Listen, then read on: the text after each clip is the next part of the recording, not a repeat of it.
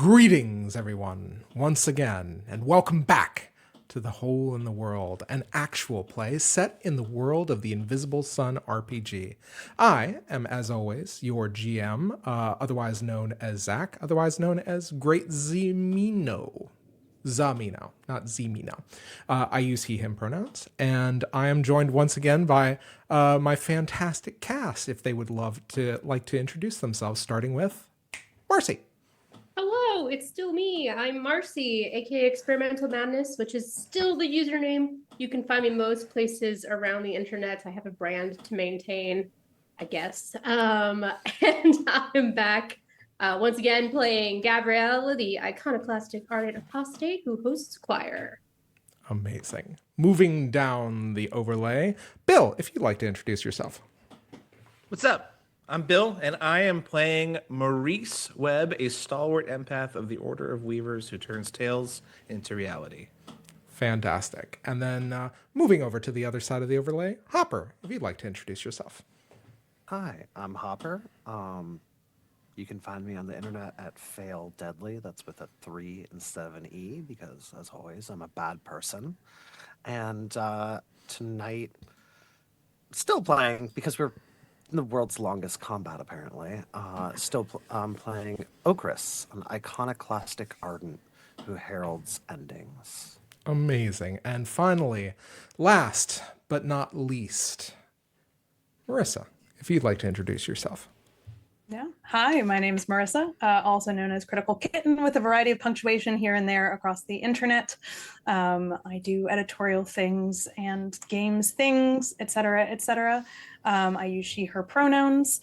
And tonight, speaking of endings, I don't know who or what I am playing because it looks like I have not been here the whole time. I was at one point playing Curiel von Hollingsworth, first assistant librarian of the Order of the Vance, guardian of Celesca's Grimoire, curator of King Nine's library, etc., etc., etc., maven of mirrors, mistress moniker, some other stuff in there, but it's gone out of my head. But tonight, who knows? Who knows what I am or what I was or who I will be? We'll find out. And in that vein, a lot's kind of transpired in the last episode. Essentially, you guys are exploring the Darkest House. You met the Curator, a strange, kind of eldritch, sort of almost Lovecraftian figure that has been curating a gallery inside of the Darkest House, which is potentially the whole of the actuality's most haunted house, if not every haunted house.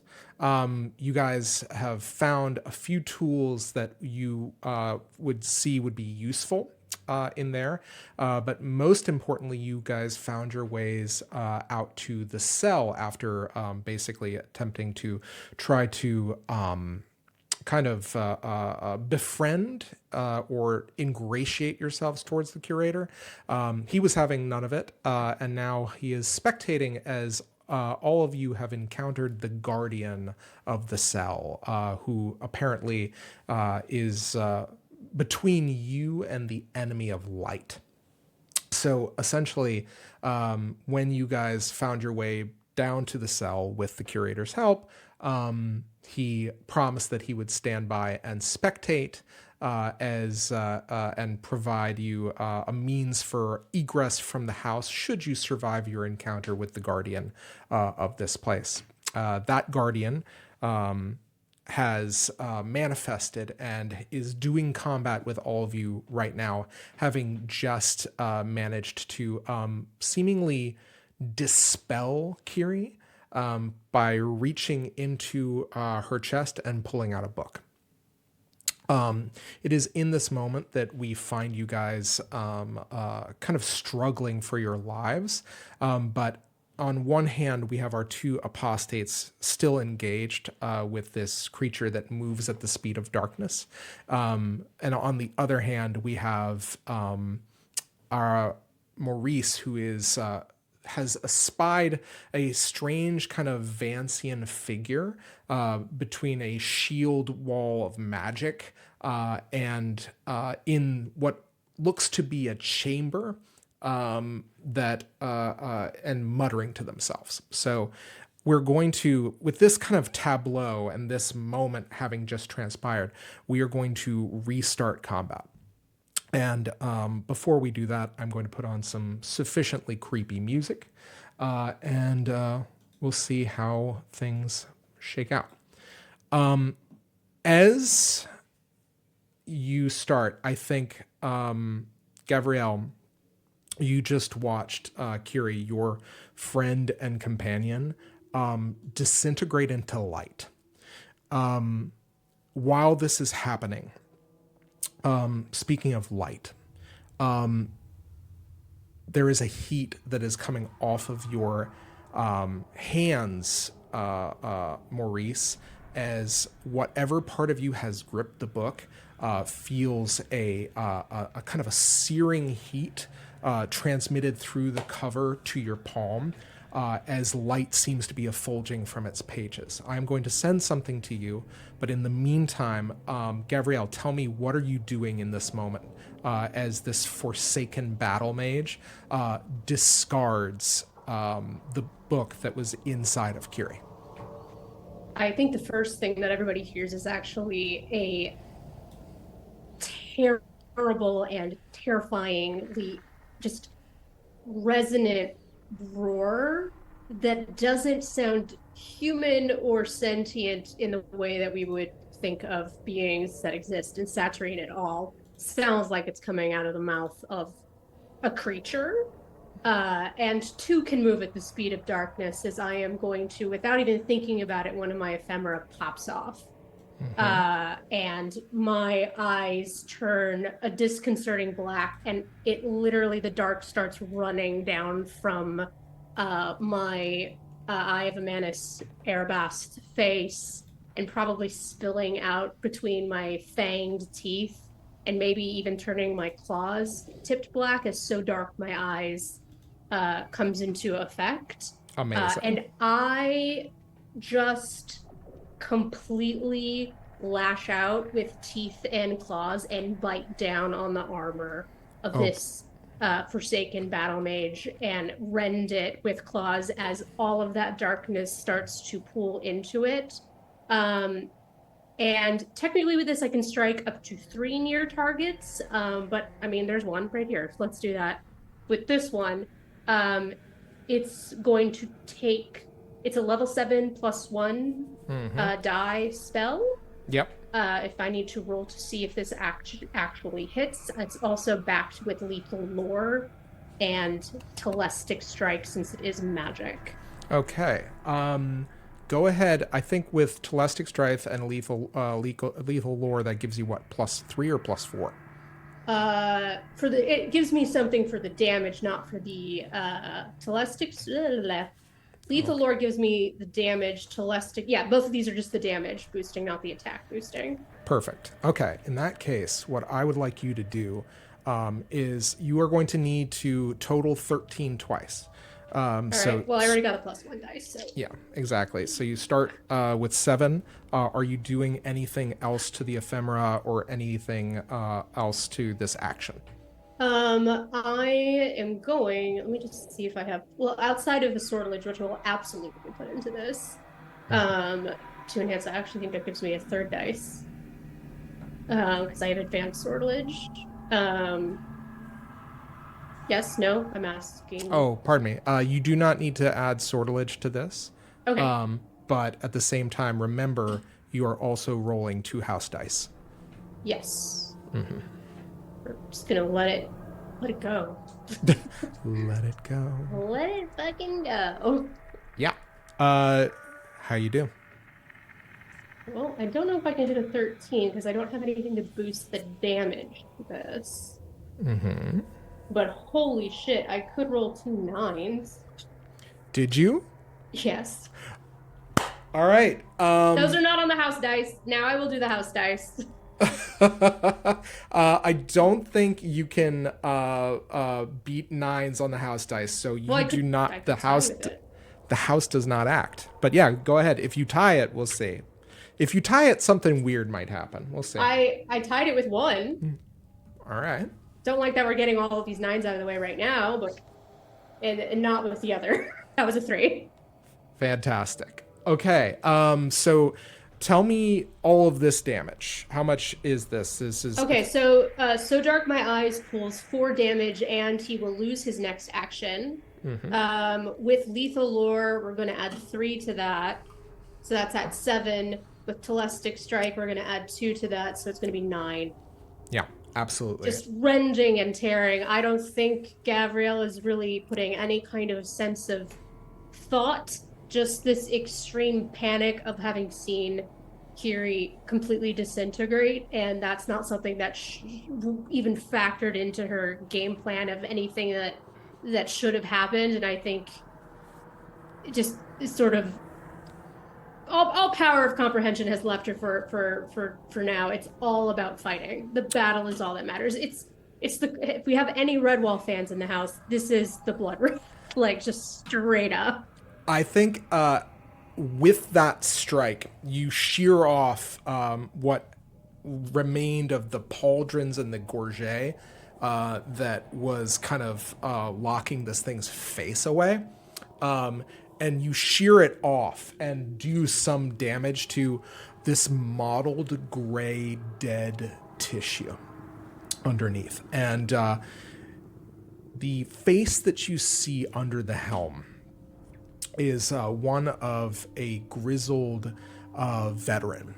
What had previously had been smile lines are gouged deep into sunken flesh.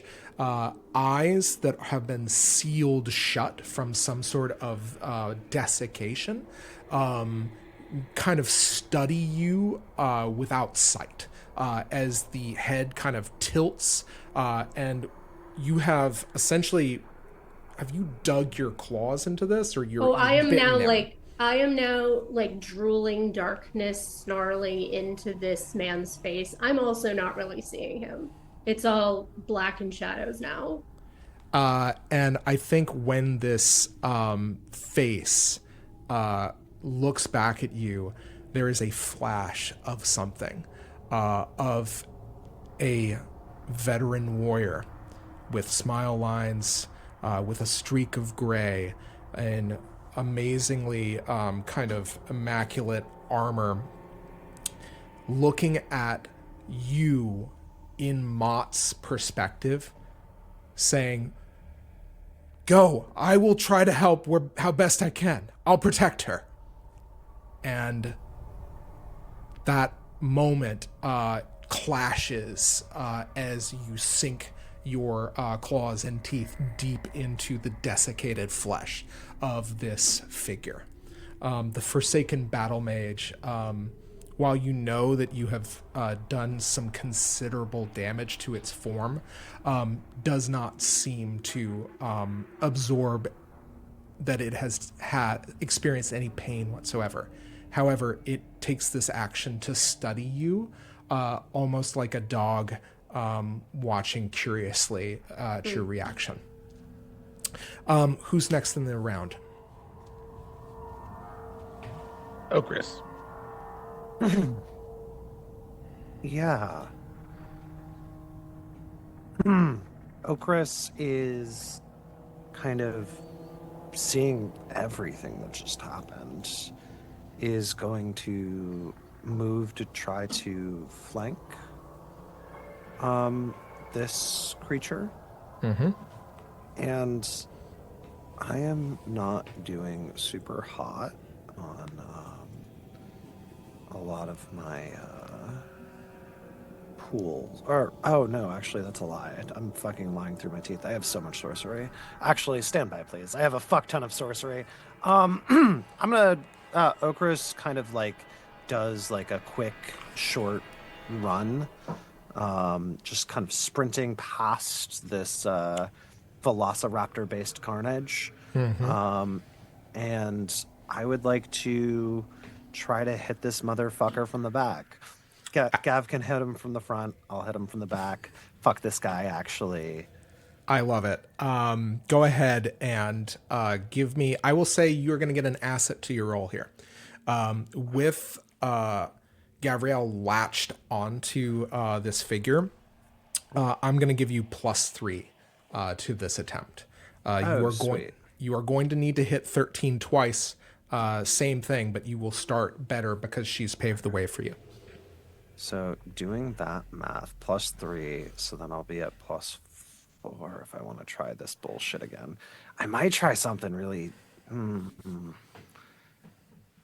Okay, yeah, you know what?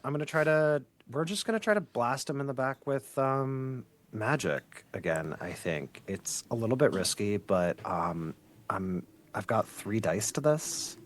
I've got a total, so it's level 2, that's bumped up to level 3 by my thumb. And we have... Oh, can you hear me all right? You're fine. I can hear you perfect. Okay, so I've got a +3, so I've got +4, 3 dice, so 3 levels. So I'm starting at 7, and Okay. then a 3 dice, so I need to hit 6s on at least 2. Exactly. I'll toss a couple acumen in there as well. Cool. Like, So now only 4. I can, yeah. Okay. Okay, so I'm looking for 4s on 3 dice. And don't forget to roll house dice as well. We have a 6, a 9 or a 6. Whatever, doesn't matter. And a 0 on my regular dice. Does that matter? No, doesn't. But you've got a 6 on one die, a 0 on another, and what's the third one? A 9. Awesome. All right. Yeah. And the house dice is a 9, a 6, and a 5. You still tied, so you're fine. It didn't supersede, so the house doesn't act. But tell me what this looks like as you hit him with magic. So the space that we're in, can you give me another description of the physical space that this room is occupying? You are surrounded on all sides by swords and weaponry on racks and in basically embedded in the earth around you, the earthen floor of this place, as well as just discarded, destroyed debris of plate mail and different armor pieces and all manner of weaponry. Whatever this was, it was an armory before it was a cell.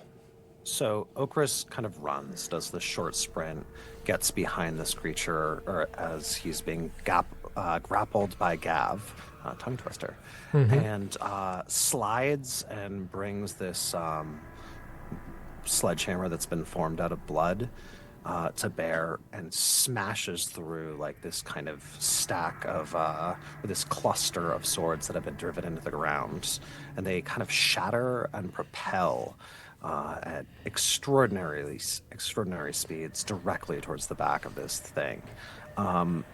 So since those hit, that's the level. So it's going to be 1, 2, 3, 4, 5, 6. That's 17 damage. Wow. Okay. Hi, this character's built to do one thing. Yeah, absolutely. I will say that as you impact the blades and send them flying through this form, its face looks at you and makes eye contact, almost like kind of almost twisting, and you can hear the crack of vertebra as it turns to look at you, impaled through with all these swords. And you flash back to a moment during the war where a figure looks back at you and assures you and says, "Don't worry, Root is on the way." And as you have this moment,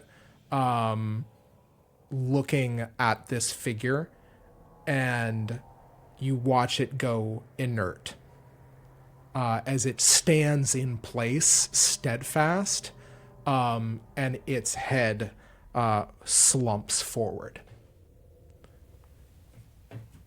Is it dead? It has gone inert. Okay, because it does matter if it dies. So, as that happens, we are still in initiative order, essentially. Maurice, what do you do in this moment as it seems like your apostate friends have, at least for the moment, have kind of stopped this thing in its tracks? You said that the book I have in my possession, The Prince of Stories, was glowing? Yes. Do you open it? And it was hot. Yeah, it's hot. Yeah. Yeah, I think I have to see what's up with this thing. Yeah. Is it gonna hurt me? Absolutely. We will find that out. Do you want to do anything to ascertain that before you open it? I think there's too much going on to be cautious. There's 3 things I need to do right in this moment. Okay. First is hot book. And then first thing's hot book. Okay.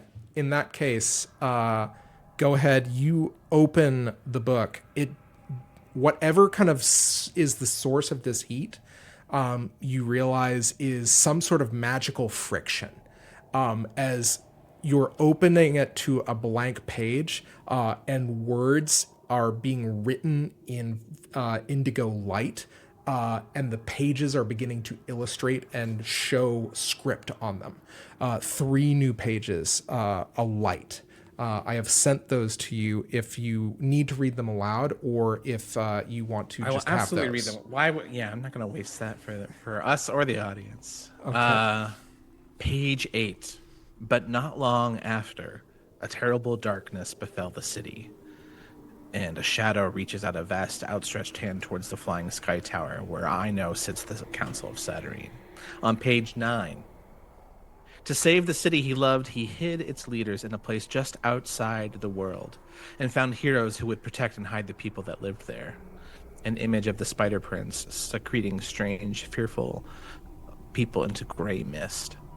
Page 10. Though he fought valiantly, the prince lost against the darkness, losing his spiderness and his beautiful web. And a picture of a stylized recreation of the cataract as the spire of the unknowable angel falls.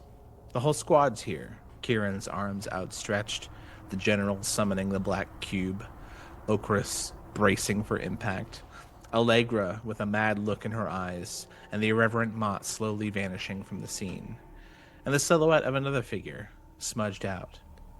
And at the center, he, the Spider Prince, levitates at the center of a great web, with thousands of eyes peering down at him between the strands. Okay. Do you have... I will say that it took a moment for you to read this aloud. Is there anything else that you want to do in this moment? I think he kind of smacks the book shut because none of the information he just got is helping him right now. Yeah. This is history. And he glances at the violence happening,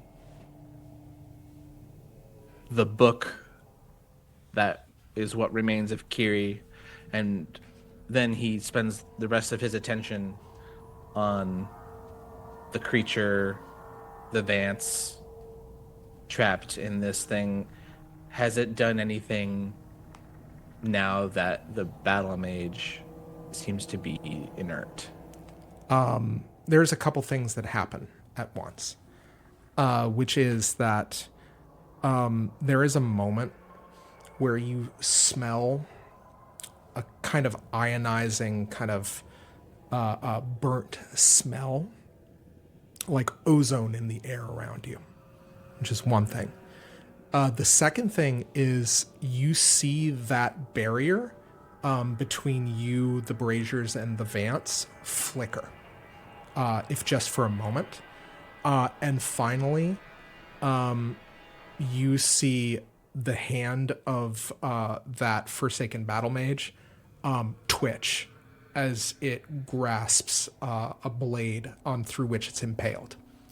And we're going to take this moment, we're going to cut to Kiri.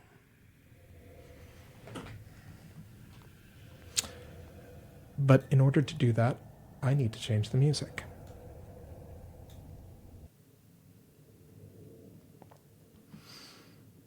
So, Kiri, you awaken as if from a dream, a terrible nightmare. You are, I think, in the Vancian campus, in your room. And as you rise, the thing that strikes you is just how dark it is in this room. I don't think it's ever been this dark in your quarters before. There's not a sliver of light. What races through your head in this moment? Where am I? What happened? There was a moment and blood, battle mage, and then here? And you hear a rap at the door. It's like reflexive for Kiri. Enter. I think that you are overdue for breakfast, young lady. I would prefer that you leave and join us at the dinner table.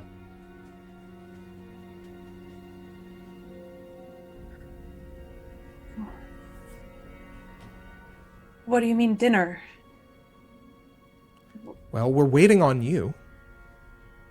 For what? You recognize, I say young lady, I meant to say sister.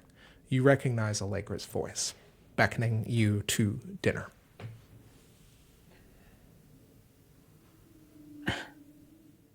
Eat without me. You're used to it. Father would like to see you. And Father can come and get me.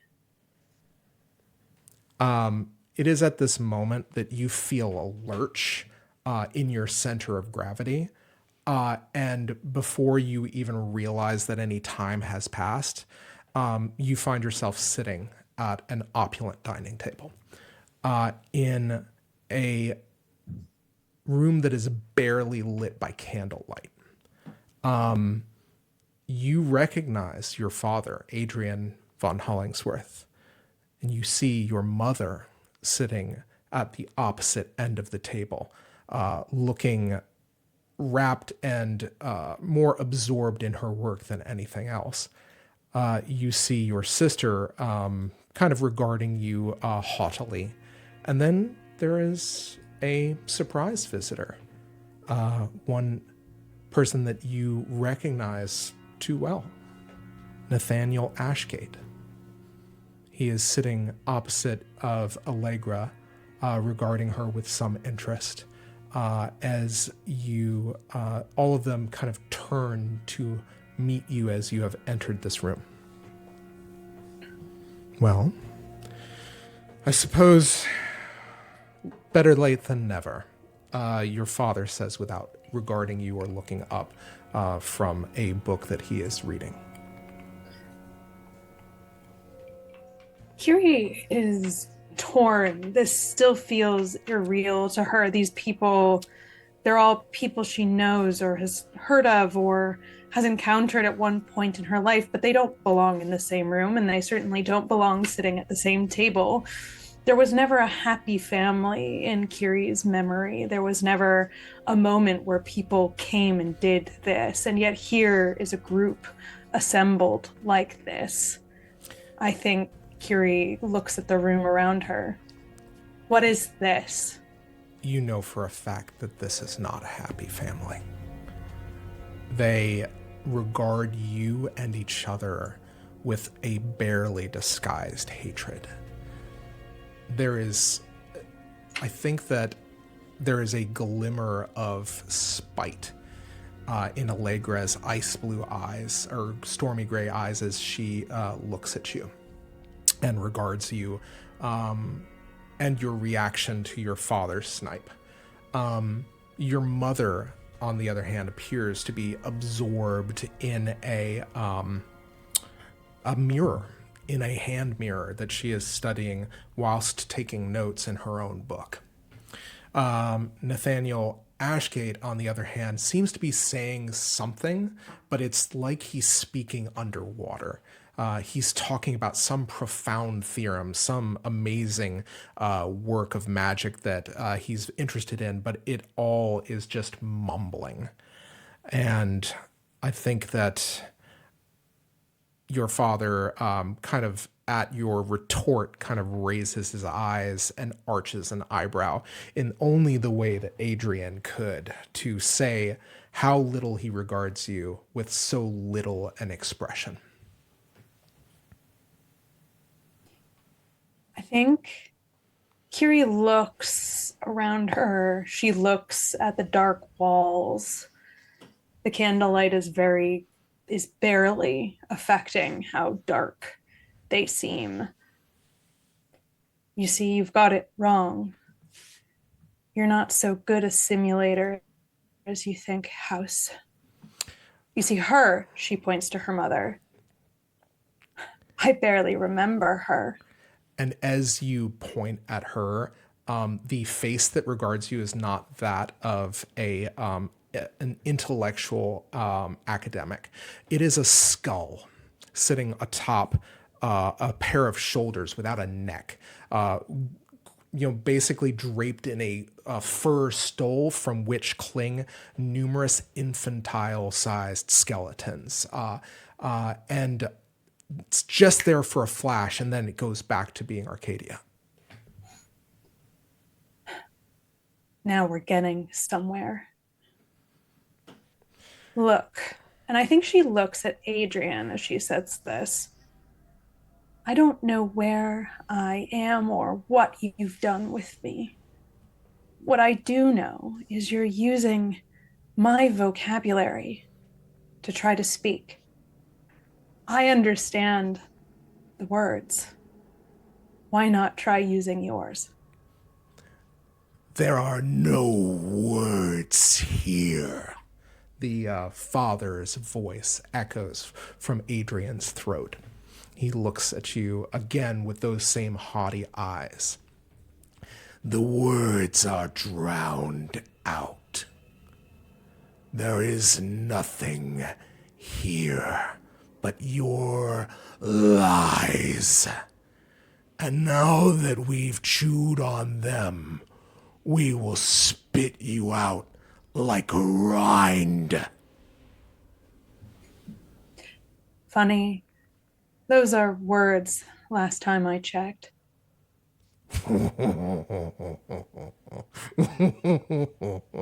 And you hear Nathaniel tittering.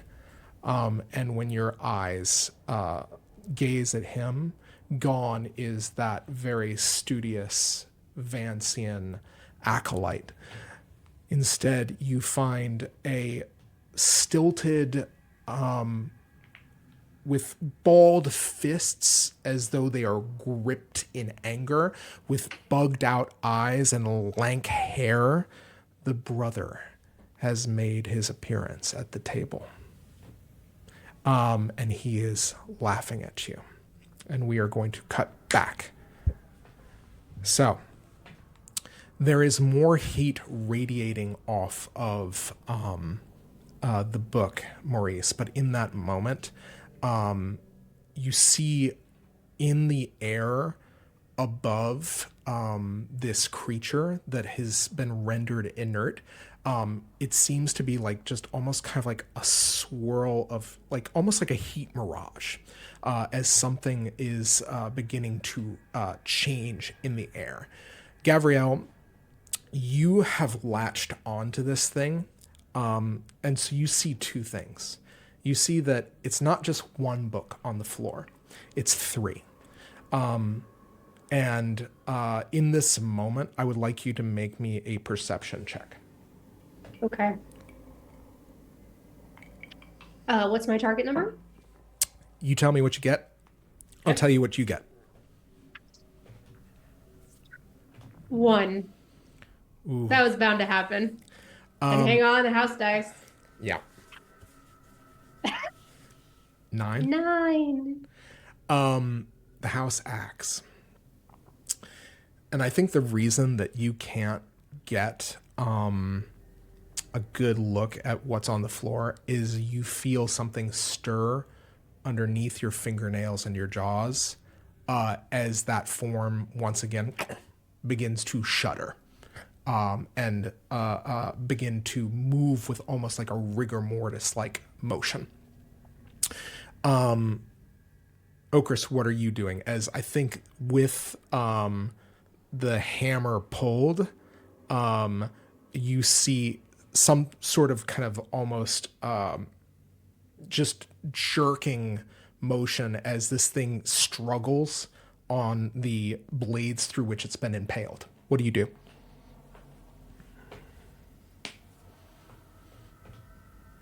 Do I have a sense of... Is this something being possessed? Is this... What's the energy here is that there's something inside this person, right? Like it's a vessel. It's not so much that it is a vessel, so much that it is a manifestation of, it's basically an appropriation of this person by the house. I will tell you that for free. Okay. What else do you want to know?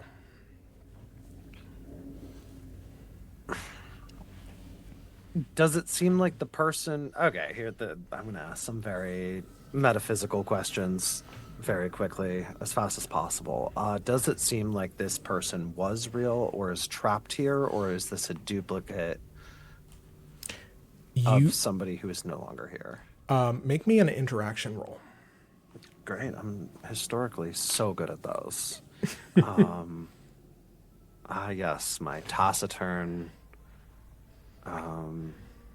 I have 0 out of 4 Bene remaining because I do have 4, and I spent them all on one thing and still failed. So this is just an interaction roll? Yeah. Cool. I'm just going to roll a dice. That's Okay. a 0. Oof. I'm going to roll a house dice. Okay. That's a 9. Wow. Wow. Oh, wow. Oh, no. You see that this thing, sometimes people come to the house because it draws them to it, because they are equal to it, or it is a place that they would naturally go. Something like the curator is drawn to the house because they're fairly formidable. There are people that go to the house to find something, to acquire something, or to try to kind of, or find their way there by accident. The problem is when something that is incredibly formidable, or is also somebody that either ends up there by accident or ends up there to try to find something and get out, if it piques the house's attention and they kill it, they keep it, and they twist it, and they change it. And you watch as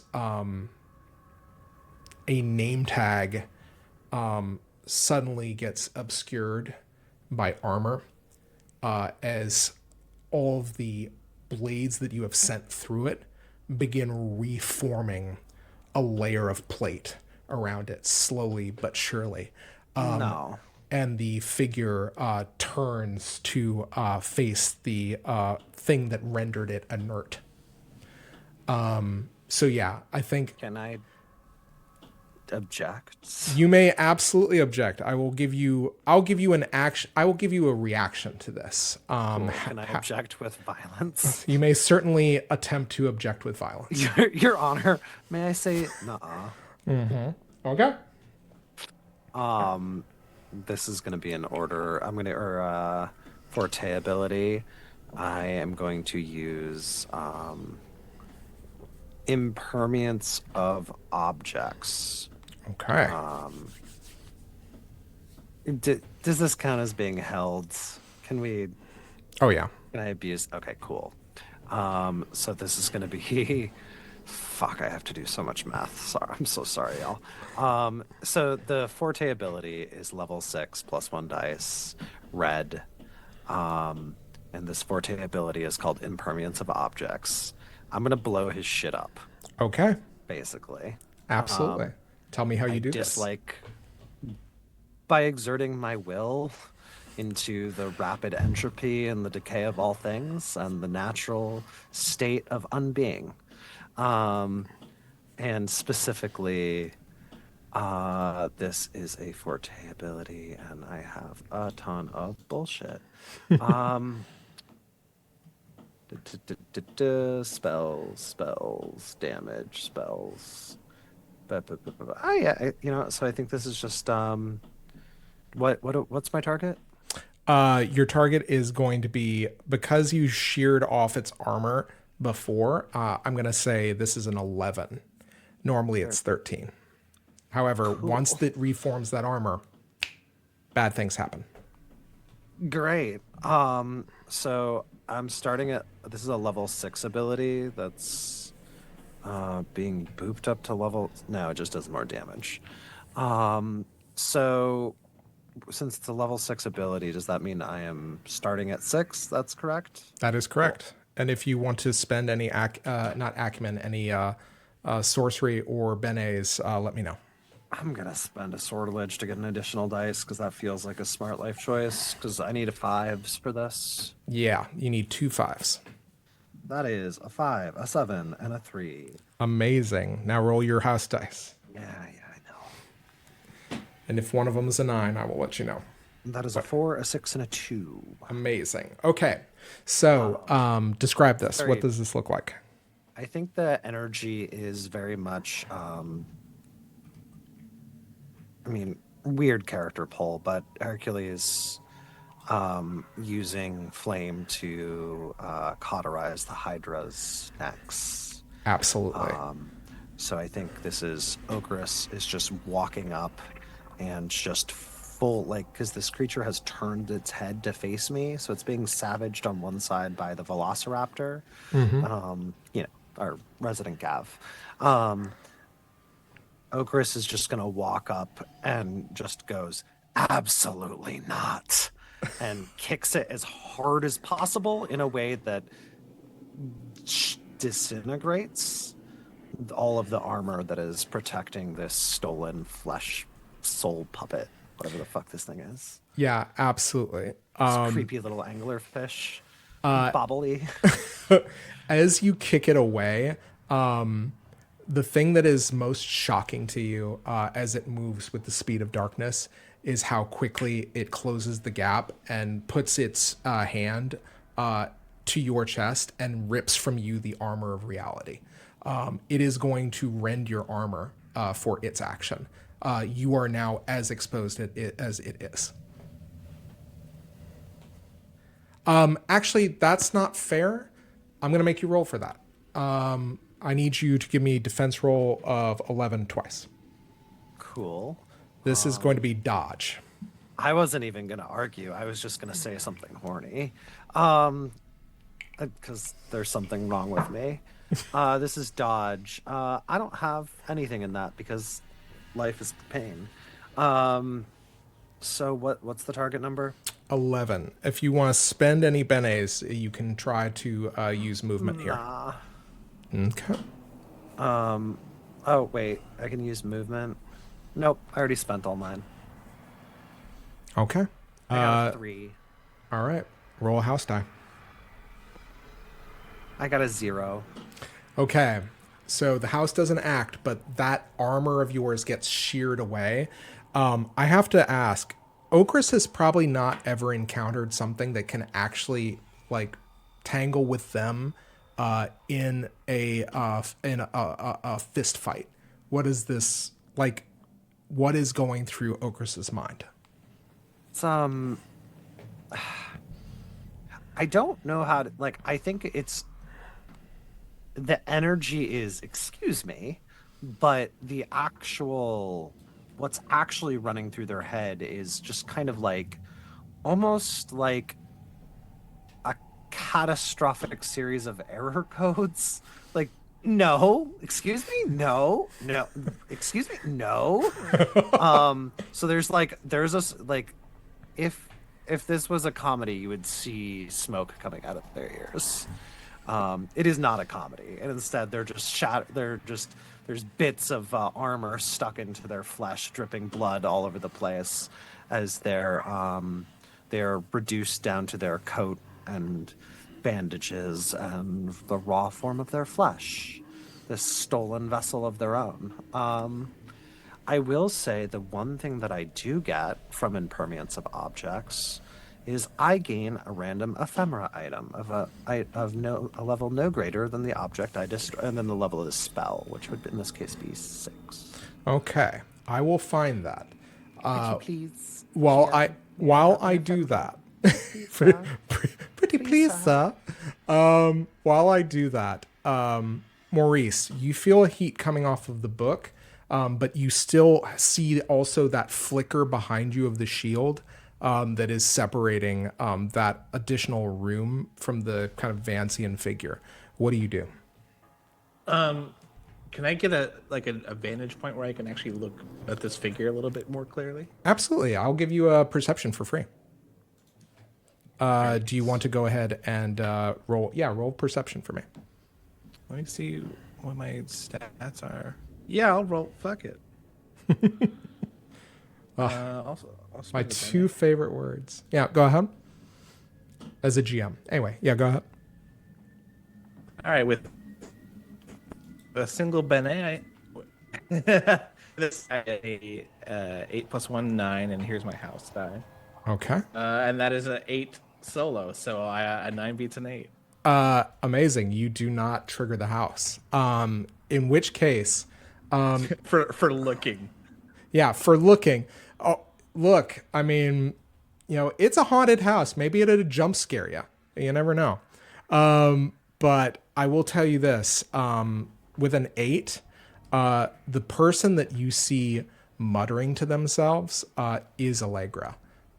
She is in this kind of chamber, and beyond her is just a wall of darkness.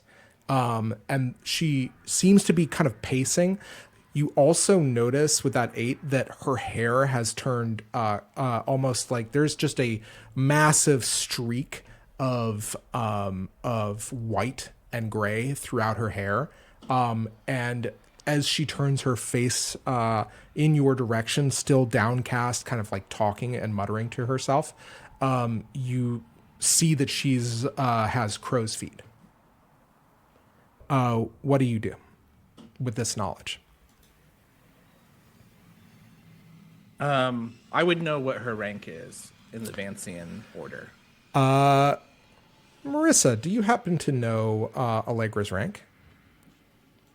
The last time I saw her, I did. She may have. I don't really know exactly what has happened to Allegra since the last time we saw her, which was many moons ago. And the version we saw of her, to be clear, last in chronological showtime was in the War Report, which is actually a long time ago.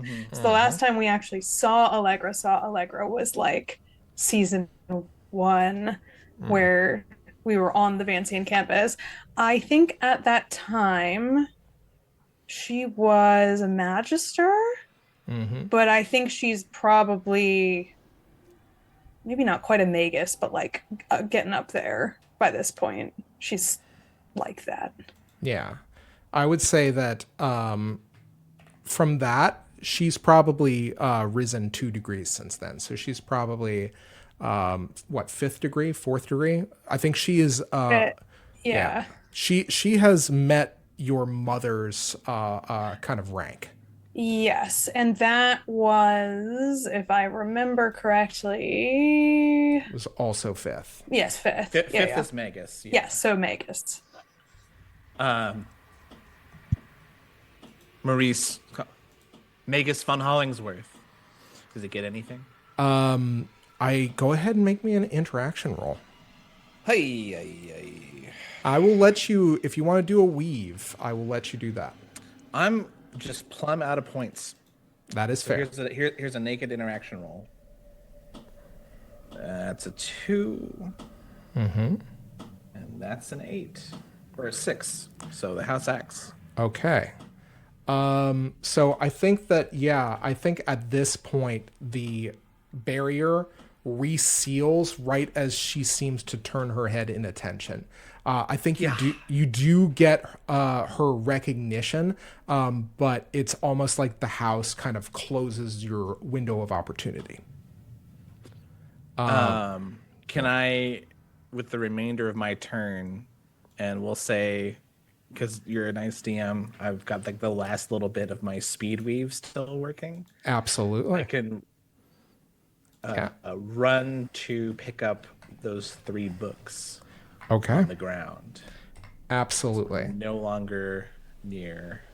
You, I will say that for free, what you get is a very kind of ostentatiously labeled book that you don't recognize called Book M is the only title on its cover. And then next to it, you recognize Zaleska's Grimoire. And the third book appears to have a some sort of kind of almost like script or secret kind of code demarcating its title. And on top of that, that is when you see the Forsaken Battle Mage turn its attention back to Gavriel and is going to once again surge forward and try to impale you with its arm. Yeah, that makes sense. I don't think like Gav is fully cognizant of anything else at the moment. As much as I think she'd like to be, I think she's fully given over to this darker battle lust. And I am being a little liberal with like the house. I do have 1 doom, so I'm just sort of letting that influence the dark spell that I'm using. Not only is Eye of Manus a facet of the dark, so is this ephemera that popped off. So we're having some fun with that. Absolutely. And also she just saw her friend disappear and I think is flipping out. I'm still latched on. Yeah, I think at this point it's going to. I will tell you this: if go ahead and make me a movement roll. Okay. If you roll high, I'm going to say it's going to not attack you. It's going to try to throw you off with its action. But if you roll low, it's going to attack you. I do have some movement, Bene, still, so I will put 1 into that. I'm running low too. Ooh. Not 6. Okay. Little top of my 6 is chipped off, but yes. All right. I will say in this case, rather than attack you, it is going to. You feel these gauntleted arms reach up and pick up your form, and instead they're going to use a whole action to throw you off. Oh, Jesus. Yeah, and I rolled a 5 for the house dice, by the way. Yeah, absolutely. Okay, so you do not. The house doesn't act, but you do manage to get this thing that decides to throw you away from it, so that it can resettle, and you realize that everything it is doing is just incredibly practiced. It is just flawless technique. It's almost like watching a series of katas as performed by a mannequin. And in this moment, as it recircles and squares to you to strike again, we're going to cut back to Kiri. Kiri, you are watching these 4 figures. You realize the family of the house. And you hear the mother speak up. Such a naughty girl, such a terrible, terrible, terrible girl. How dare you? How dare you speak to your father this way? I think Kiri turns. I don't remember my mother. You don't have power over me. Let us speak openly, shall we? Why have you brought me here tonight, surrounded by the ghosts of people you think that I know? Oh, isn't it clear? And you hear Allegra's sister with the butterflies flying out of the fractured porcelain skull. You made such a fine meal for us. Is there anyone else who has lied to themselves as much as you have? No bigger feast for us on which to dine. Lied to myself. You feast on lies, then. That's what you want? Why not try an open request for once? Oh, there's no need for an open request. You've done so admirably, offering the entire world all of your titles, your noms de plume, your ranks and your self-aggrandizements, the rectress of reflections, the mistress of mirrors, pipes in the keeper of a grimoire. Each of the family kind of speaks in turn. When all we know very well is that you, my dear, are a simple little spell. A spell?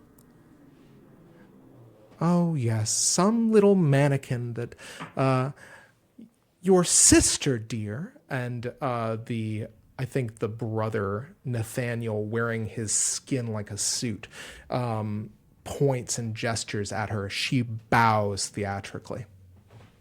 Yes, she imbued whatever that dull clay was. What was her name again? Oh, yes, Arwen. Arwen, another guest. And you see Arwen walk through the doors. At the center of her is this kind of fluctuating energy. She herself is some sort of like silhouette looking at you with this utter hatred as she takes her seat next to Nathaniel. Yes, she stole a bit of my soul. Who do you think has been the one actually giving you counsel? You think it's your internal voice, your inner wisdom? You stole it from me. And she's looking at you. You stole me from him. And walking past you is a form of a younger Ardeno who also takes his seat opposite of next to Allegra. Oh, yes, we've all been so disappointed. You would think that somebody this delusional would have some sense of shame about the theft of souls when she doesn't even have one herself. I have a soul. I'm not a thing. I don't know what you think you get out of making me believe a lie. You can waltz 1,000,000 ghosts wearing the faces of people I know through that door, but I've read Hamlet. I know a Polonius when I see one. Do you know that you're dead, little girl, little ghost, little spell? I need you to make a resistance roll. As these figures, your difficulty is going to be 10. You're going to be rolling house dice. Cool. And you're going to need to hit that twice. Woof. I don't think I've ever heard anybody use spell as a slur before. Bravo. Oh yeah, we gotta bleep that. Too powerful. All right. Oh, there's one. Okay. All right. So this so this is withstand, or this is not withstand, this is resist. So what are you spending? What are you doing for this roll? So I spent a Ben, I added a die, which accrues an additional house die. The house did not do very well, but I did not do that much better. I have a 6 and a 4, and the house has a 1 and a 2. Okay. You have a 6 and a 4. You realize that I think there's a part of you that I think is enervated by this diatribe, this kind of confrontation, as if they're kind of pilfering something from you, a sense of self, a sense of dignity. And it wafts out of you an indigo mist that seems to just kind of pour off of you, and you see Adrian, the father. He crosses his legs, sits back in his chair, and studies you with some interest. At the same time, there is the smell of something burning in the air around you. But you feel that something is being drained from you, a sense of self. What in this moment is going through your head? I mean, she doesn't know where she is, why she's been taken from the battlefield. She thinks the house has called her deliberately to a different part of itself, or some sort of interior chamber of itself, but it won't communicate with her beyond trying to use avatars of people she knows to unsettle her. She feels that the house, quite like its name, is creating a doll house around her and trying to make her one of the dolls, but it's up to her to resist being made a puppet like everyone else in this house, like the people sitting at the table, like the rest of the family. And I think she is trying, and whether or not she's succeeding, I think she's feeling this drain start, and it's starting to worry her. She doesn't know what that is, but what she does know is she's trying to push past this veneer and actually get at the house. What is the house? What is the core of it? What does it want? And what is it trying to do? Okay. Excellent. What I will do is I'm going to give you can make me one of two roles in this moment as you kind of voice this internal monologue. You can either make me a perception roll, or you can make me an intellect roll. You can spend whatever benes and whatever secrets you have, depending on what you get. It will affect the next time you come under assault. Ooh, okay. I think sheerly based on what Kiri's bringing to this conversation, which is just this sort of wall of intellect, which is how she kind of confronts most problems. And in fact, I think there's something interesting here in the way that her deflection to intellect as like her kind of call and response to things actually diminishes her perception to a degree. And I think as a result, and maybe this is because I have more points in it, but also she's going to go intellect, because I think that's just like where she is at this moment. Absolutely. So, okay. Pump a bene into that. Let me deduct it. 1 second. All right. And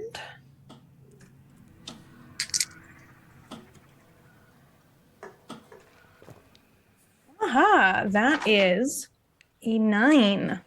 Excellent. So for a total of 10. With your intellect, you know exactly what this is. This is an abattoir. This is where the house takes the victims, the lambs to be slaughtered for them to be served on its table. The dolls are an afterthought, a byproduct. They are feeding off of you, and you are a feast. They have said it themselves. Now you know what their purpose is in doing this. You also know in this moment that this is as vulnerable as they are possibly going to get. However, this is their home. This is their domain. It is their hunting grounds, and they have a natural advantage. So what can you do to disrupt it? That's the thing that I will give you. Interesting. All right. We're going to smash cut back. Who's got something they want to start with? We're going to move out of initiative order. This is going to be at will, because he is moving at will with you in response.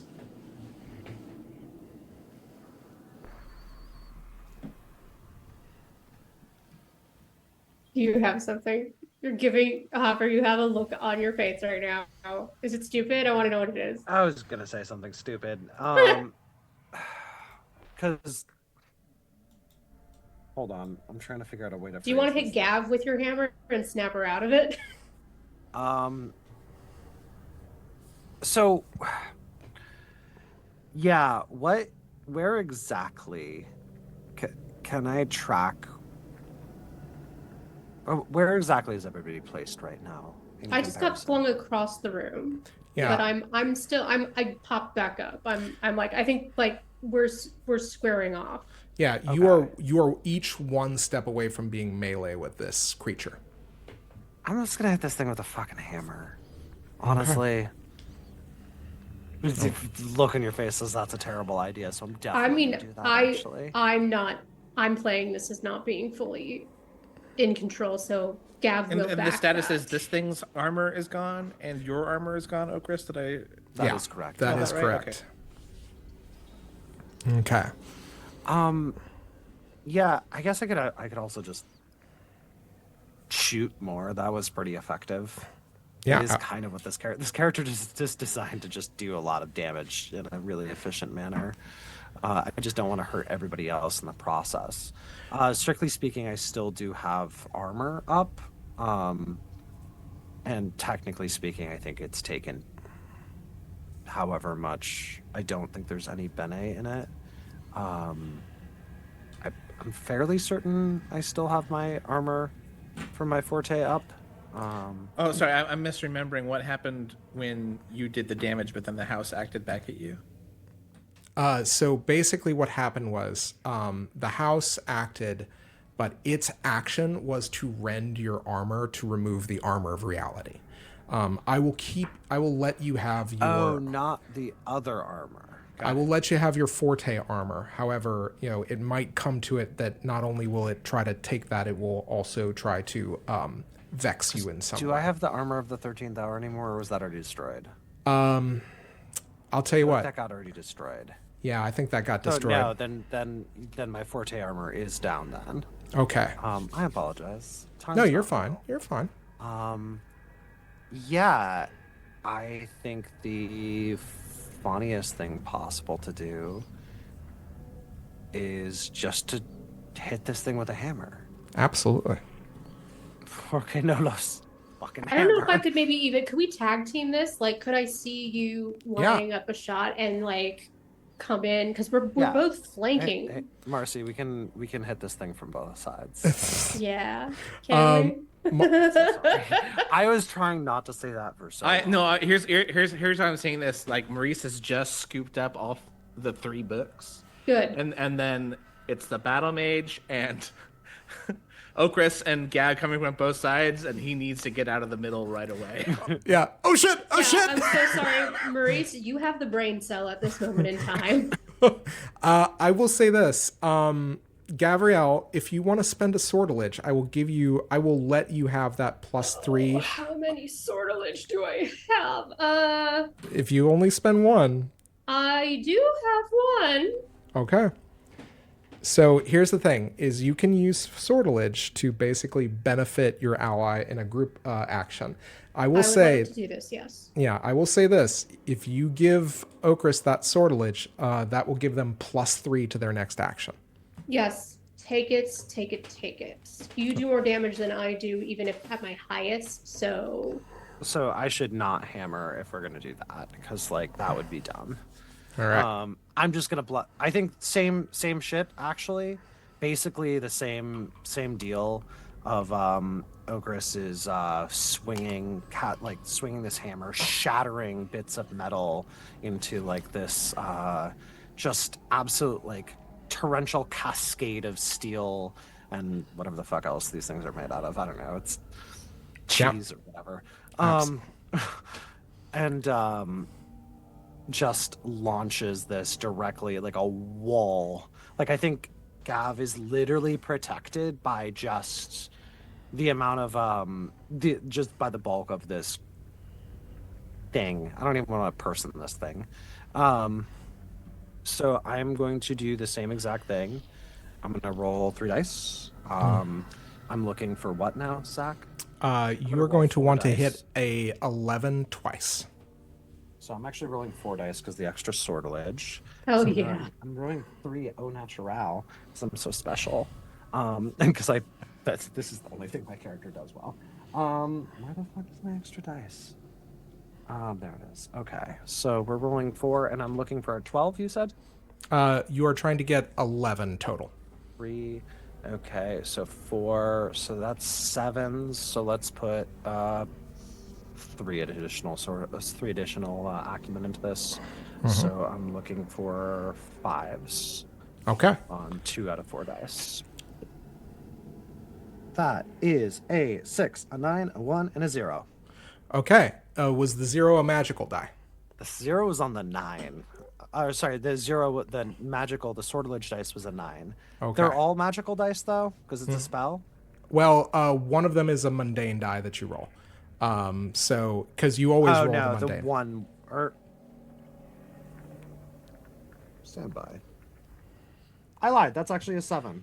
Okay. That's the official invisible sun dice that I can't read. Okay. So it's a 7, a 6, a 0, and a 9. But the 0 is still not on the mundane dice. That's on one of the magic dice. So, flux. In this case, Yay. I will say that basically, you impact with the hammer. I'm using barrage technically. Oh, you're using barrage? Well, what does that look like? What is that?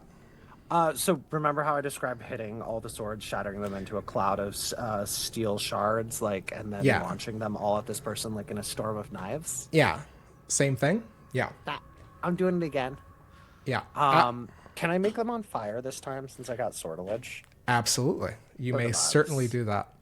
The flux in this case, however, tell me all of the damage you do. So I put 3 additional acumen into the level of the spell, which brought it to 5. It goes up by 1, so to 6. So that's 6 plus. So that's starting at 6 damage, and then I'm adding. Is that math good? Because that math seems correct. Yeah, I think so. Because it's 3 plus 3. Okay. Yeah. And then I am adding 11 damage from a variety of secrets and forte abilities. Okay. Which So, include another Invisible Combative 17 damage? Caster, All right. and Red Thumb and something murdery. Yeah. So that's another 17 damage, yeah. I will say with 17 damage, once again, this thing goes inert, but not before it wrenches out one of these flaming shards and keeps it in its iron grip and points towards you before it kind of shudders and then stops. The thing that is most disconcerting about this is it is reached forward.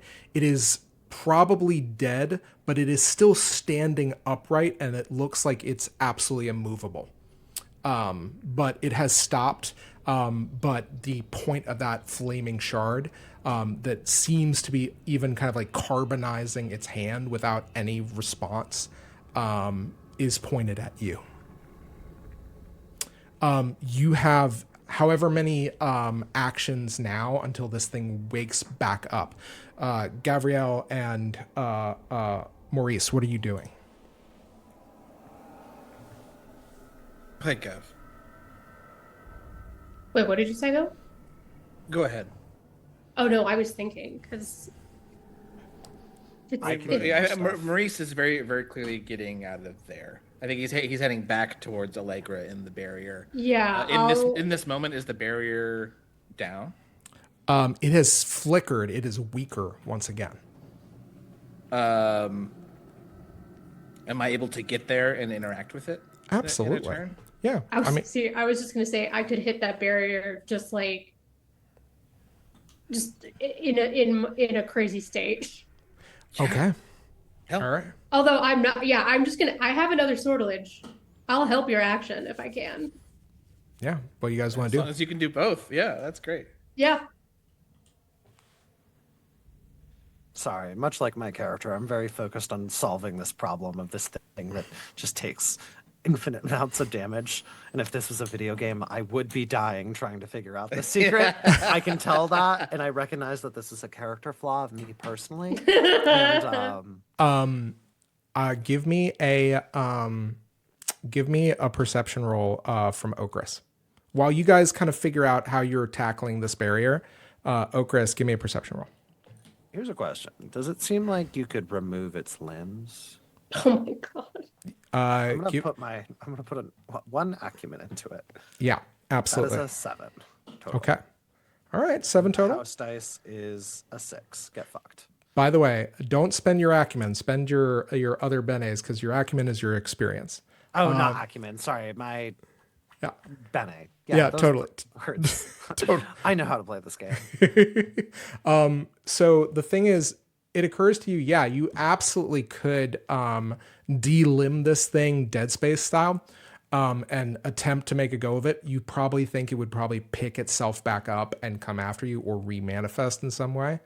But there is something that you realize that you have done, which is you have sheared off its armor, which has exposed its uniform.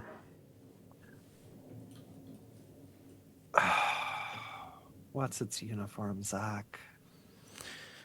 I will say on that 6, there is 7. a name. Thank you. There is a name at the tip of your brain, and you realize that you have met this person before. Are you gonna make me ask? I will tell you what. I am going to let you think about what you want to do with that information.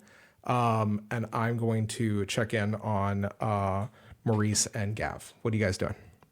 So I'm getting a sortilege from Gav to help me. Yeah. Mm-hmm. Okay. My health effectively looks like slamming my velociraptor body into the Yeah, I think with arms full of 3 books, I'm also slamming my head into this thing. You know what? That's putting our heads together. Yeah. Okay. In that case, what do you guys want to do for this? I will say you could either try to disrupt it with magic using sorcery. You use some other, like a weave or something else. We're using again. I'm just fumes Physicality in the tank. All right. Physicality and sortilege, I think, is what we're doing. All right. Okay. So I adding +1 to my rolls. Mm-hmm. And then I'm adding, and then Gav's sortilege gives me +2 to my rolls. Is that how that works? Yeah. Well, I'll give you +3 on this. I will say this. You guys can tackle this barrier down and take it down together. Usually you would need 2 successes in order to tackle this. What I'm saying is this is going to be a group action. Each of you only needs to have 1 success to take it down together. And to be clear, I'm like running. I'm trying to run inside of it. Like I'm head first, but not to bounce off. Yeah. To go through. Absolutely. Like I'm running into a football game. Yeah. Okay. 2 dice, adding 3 to this. Mm-hmm. You go ahead and Gabrielle, you make your roll as well. Okay. As I Maurice don't have the 2 dice, so I'm just rolling 1. Yeah, go ahead. That's fine. If you can get 2 successes, Maurice, or 1 apiece, you got this. What's the success? I'm going to say this one's 10. Oh, I've got an 11. You got an 11. Nice. I got an 8. 1 11, 1 8, and then the house dies are 3s. Okay. Oh, house die for me is 0. I will say this. I will say that with that, one of you can run through. So it's going to be Maurice in this case. Oh, it's gotta be. Yeah. Maurice, you make it through. On the other side of this barrier is pretty much exactly what you saw. You saw, but now it is audible. Allegra is talking to herself, muttering, and in front of her is this vast, dark wall. At least it seems like a wall. But really what it is it's just a massive manifestation. It's a room that opens to darkness. A vast liminal space. And you feel that there is a consciousness inside this space. The enemy of light. Hopper, we're going to go back to you real quick. What did you do in this case? What did you decide you wanted to do here with that information? Well, do I remember where I know this person from? Make me an interaction roll. Or Fuck. I will say... Can I use hidden knowledge? I'm Yeah, so bad at interaction. No, I will say this. If there is another role that you would like to make that you think is more suitable, or if you want to try to magic... Remember, you have perfect recall, so if you can like magic something out of that skull. Can I use hidden knowledge? Yeah, absolutely. I have so much hidden knowledge. Yeah. Hey, I'm so full of hidden knowledge, and I would love to use some right now. Do I need to roll for that? I will. How much hidden knowledge do you have? How much do you think I have? I'm gonna say. I don't know what's wrong with me. It's 15. I have 15 hidden knowledge. I will tell you this: if you burn 13 of it right now, I will tell you exactly who this is. 13 hidden knowledge, Zach? 13? You want me to take my completely unearned 13 hidden knowledge? And yeah, sure, fuck it, why not? All right. Hey, Liv Moss. You look at this figure and you recognize a fellow member of the Cataract, the only one who was a member of the Last Gasp and a Knight of the Name. You remember, and that is how you are able to summon the memory, is finally through what you realize is obfuscating magical darkness. You find the name of a Knight of the Name, and thus something there is unlocked. This is Veroth. Veroth was an ally of the Last Gasp. You have had drinks with him and Ethereal Bob and Root at the same table. He was kind of the square that was assigned to Allegra at the start. Far too fastidious, but also an apostate, so there was a common ground between you. And then as time went on, he began to really become more a member of the Last Gasp and more of that apostate himself, as opposed to just a straight-laced veteran soldier bodyguard.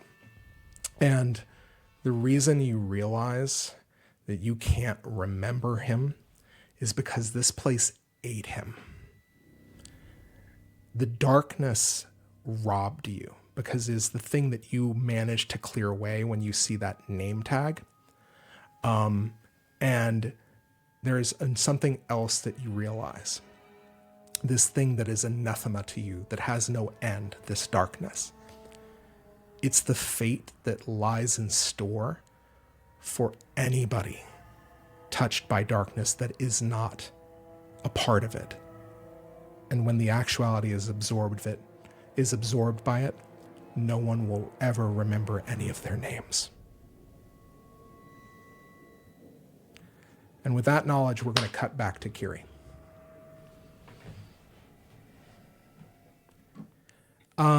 Okay. So you have been armed with this knowledge now of where you are and what you are to these creatures. Kiri, what are you doing? Yeah, I've got a sort of four-pronged strategy here.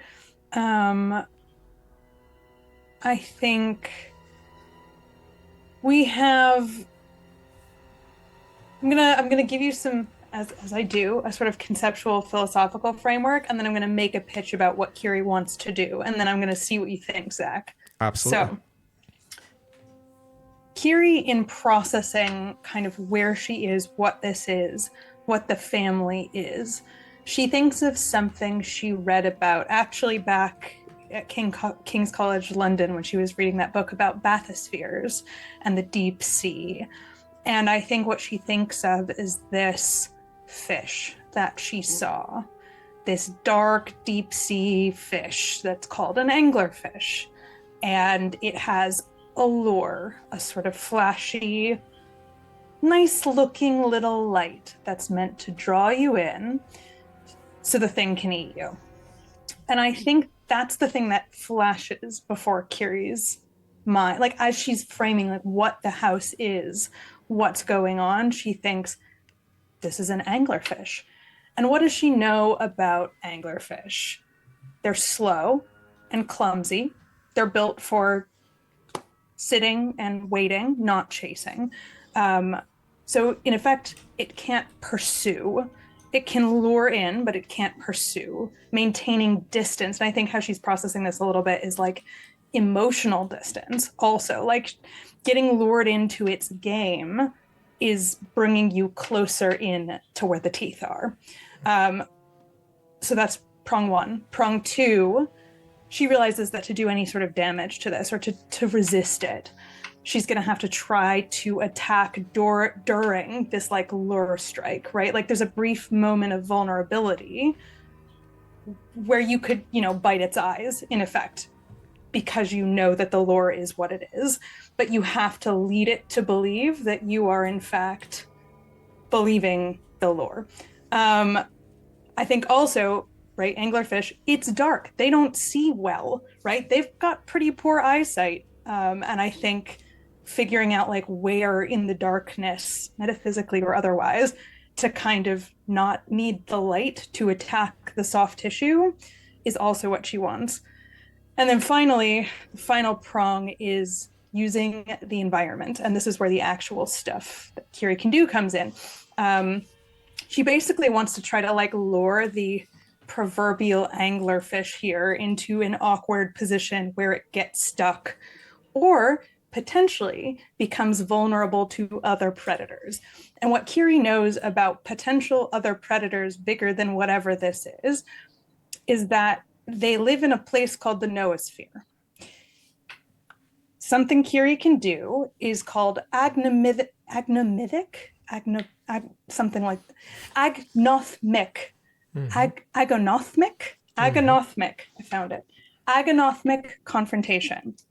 It is a general spell, sorcery cost, level 5 plus 1 die. I challenge another being within long range to a spirit battle. We both leave our corporeal forms and enter into a noosphere battleground. Each round thereafter, I attempt a sorcery-based action with the being's level as my challenge. If I succeed 3 times before I fail 3 times, I am triumphant. They are rendered insensate, unable to act for an hour, and the spell ends. If I fail 3 times before I succeed 3 times, they have prevailed. I fall unconscious for an hour, and the spell ends. During the battle, neither of us can take any other actions, and our bodies, whatever that may be considered in this case, are motionless and vulnerable. The faint images of our ghostly struggle manifest in the space between us, as though we grip at each other's throats, or the closest equivalent. If either of us suffers damage from an outside source during this time, we both suffer the damage. So, I like where your head's at. I think this is a really great kind of tableau that you have laid out. However, the Darkest House has cut off everything around it. It is basically an island in the middle of a vast ocean of the dark side of the blue. So, in order to do this, you are going to need to open an avenue through the Darkest House. And I will say, go ahead and give me an intellect roll. I will give you +3 to this. Okay. And I will say that on a 10, you will learn something that from your own conjecture, which is natural. Okay. Here goes. I will add a Ben. I have tons of intellect ability, so maybe not. And that's ooh la la, a 10. Okay.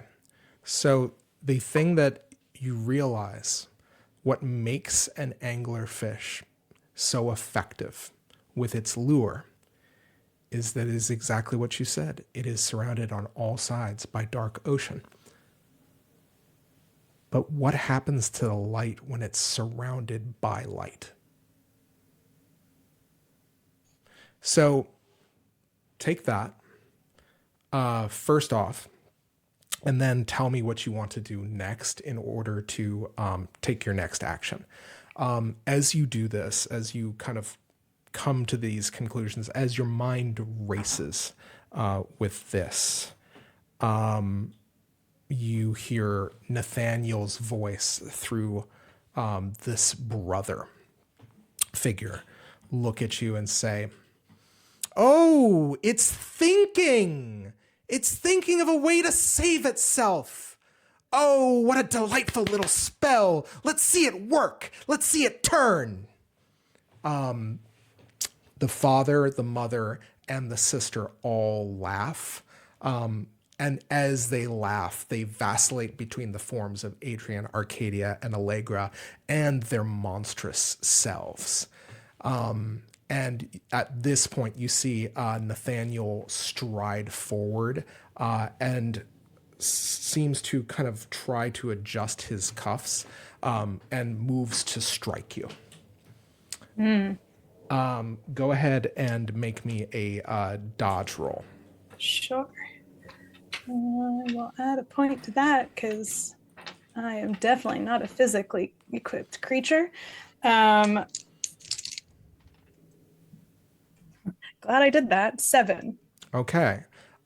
You see this thing, it grazes you with its balled up fist, whilst wearing the manicured hands of Nathaniel.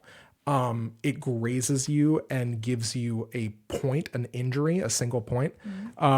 But what's strange to you is, as I think you reflexively reach up to touch where the scratch is, your hand doesn't come back with blood.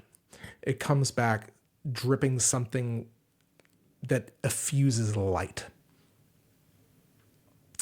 Indigo light, to be specific. In this moment, I want you to kind of consider your next step. I'm going to cut back for one last thing, which is Maurice. You see Allegra muttering to herself in front of you. But if I could use this formulae, or no. Rook, it's time. Focus. Syntactic.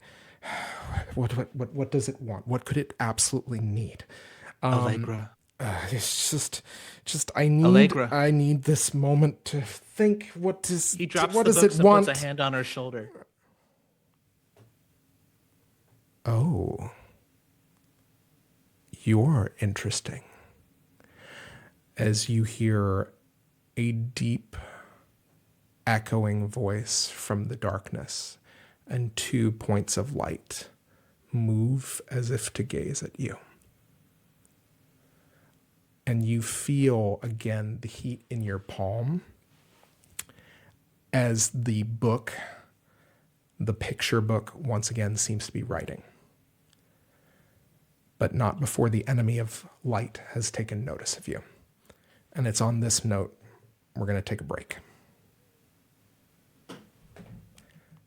Welcome back, everyone, to the second half of The Hole in the World, our actual play set in the world of Invisible Sun RPG.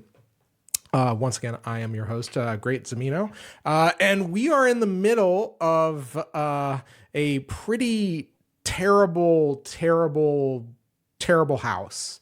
And everybody's having to deal with the fallout of haunted houses. So we're going to pick back up with Maurice. You have been addressed by the enemy of light. You are dealing with a muttering Allegra, and you feel the heat of that illustration book, that children's picture book in your hand. What do you do? I think I am fully fixated on the 2 points of light coming out from the darkness. Okay. And I think this is prompting a sort of pure, childlike curiosity. And Maurice will, with his hand still on Allegra's shoulder, looks out into the void says, "Who are you?" And in this moment, he's going to activate his secret soul, which All might right. not be a good thing to do in front of the enemy of light, but I will spend a crux to refresh all my pools and gain a joy. Okay. What is that? What does this kind of tapping into this inner child, into your secret soul, what does it look like in the face of this insurmountable darkness? I think there is something about Maurice's essence that like tunnels, pierces through to reach this thing's gaze. The way a child in front of a large predatory animal might feel no fear and want to pet the tiger. The thing that I think immediately the sense you get is not that of a something stalking its prey. But make no mistake about it, it is a massive predator, a force of nature, really more than that. It's as though a hurricane was just standing or just whirling in front of you, watching you laconically. It seems to regard you. And remind me, what was the question? What was your opening here? Who are you? I am called many things. The people in this place call me the enemy of light. And who are you? It's never spoken before. It refused to speak to me. I can't. Quiet now. Let her go. You don't need her anymore. I am not keeping her here. Maurice looks down and regards Allegra again. You are telling Allegra to lie down? No, he regards her again. Yeah, I think there is a mania that has gripped her. And you know from all of the things that you have seen in the house, a lot of what has taken her around this place has been her choice. And you realize, I think, because there's one thing that this voice, it impresses upon you in your secret soul form. It has no reason to lie. At least as insofar as you know. When it tells you it's not keeping her here. But you realize she's in terrible shape. She is talking fully to the air. She is trapped in her own mind, parts of which it seems have been sheared away or damaged. And you realize, I think, in this kind of enlightened state, that the barrier that you pierced through wasn't to keep her in. It was to keep the house out.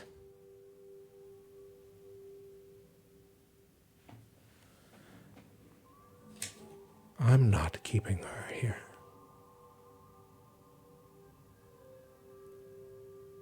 And you're not the house. No. Just a guest. Imagine a large window.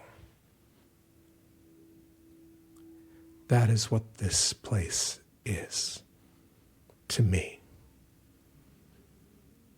Lovely. Maurice takes the book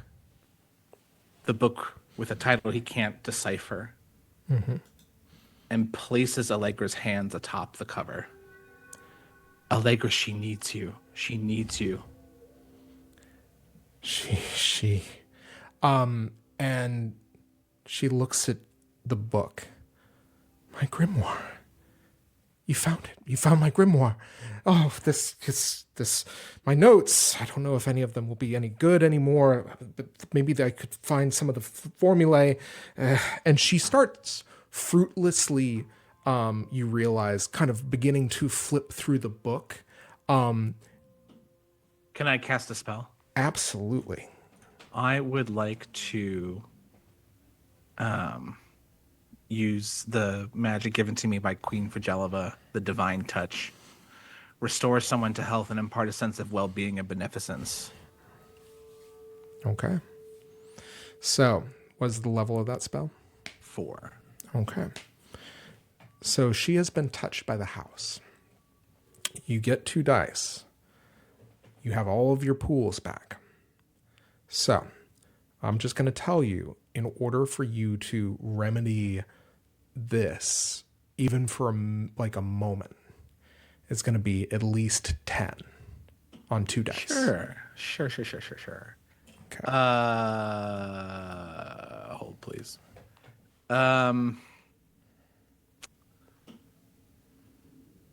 Okay. And I can add 3 Bene to this. So it starts at the level of the spell. Mm-hmm. I can spend the level of the spell plus 3 more. Yeah, absolutely. Okay. And I will spend a sortilege to roll an extra die. Okay. And here are those 2 rolls. All right.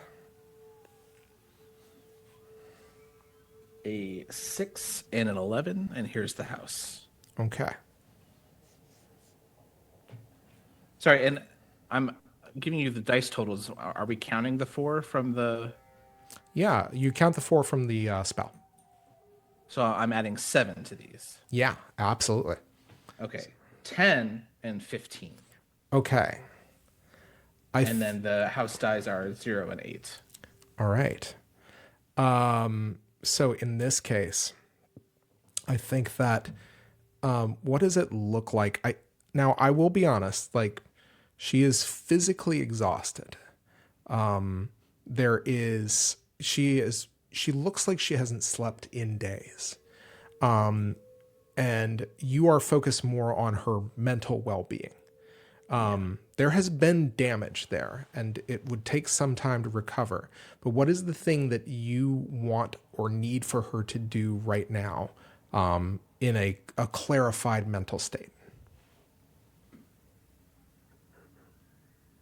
I need her to help with what's happening outside the barrier. Okay. With the with the Forsaken Battle Mage, with Feroth. Yes. Okay. She looks at you, and she calls you by the name you gave her when you were the Spider Prince. What's going on? Did I succeed? Am I? Oh. Not yet. We're still in the darkest house, and there's... And he looks to see what's happening outside.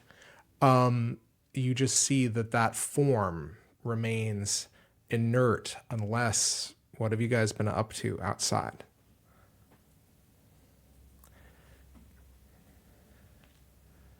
I think I've been pacing back and forth, kind of watching you, Maree, in the barrier.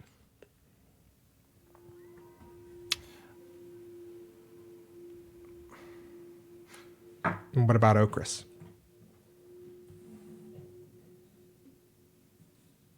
You are muted, my friend. Am I? You were. I thought you were. Anyway, my bad. That was on me. Hey, chat. Is this good audio? Go on. I'm not gonna lick the mic this time. Please don't.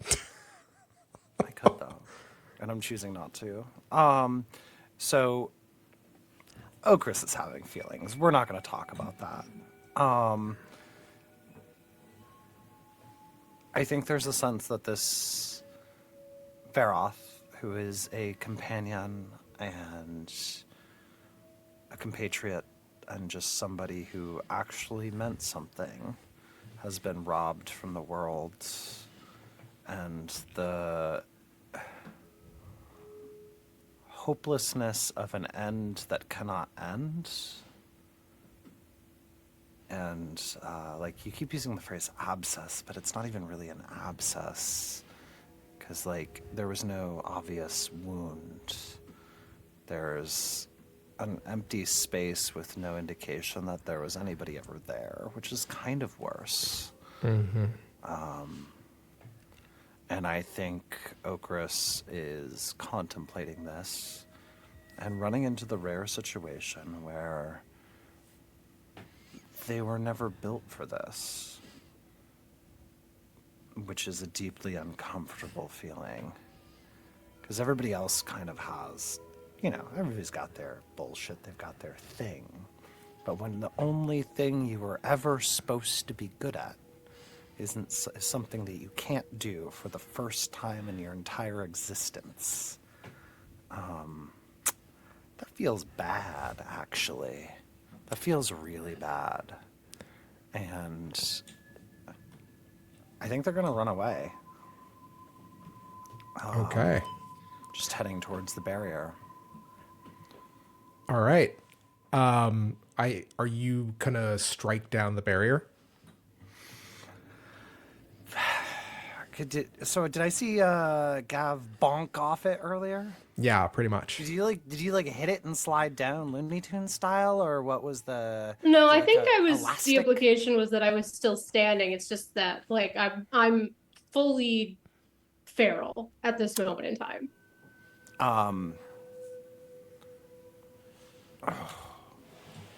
Empathy. I hate it. I'm so used to playing this emotionless little bastard. Are you having feelings? Yeah, Okris is having feelings, and they do not know what to do with that. And I think kind of it's very odd seeing the pace that they normally set. Their gait is very steady and insistent and not determined, but like inevitable. And watching a piece of that be missing from the emotion of their gait as they just kind of walk towards you is probably, if you weren't freaking out as a velociraptor, you would probably clock that. I think even Maree might see that through the barrier. And as Okris gets closer, they just turn and look at you. We can't do anything else here. You just hear a slow from the curator who has been watching the entire time. Can I shoot him? You can certainly try. I mean, I don't think You it's gonna do anything. you do need him to leave, though.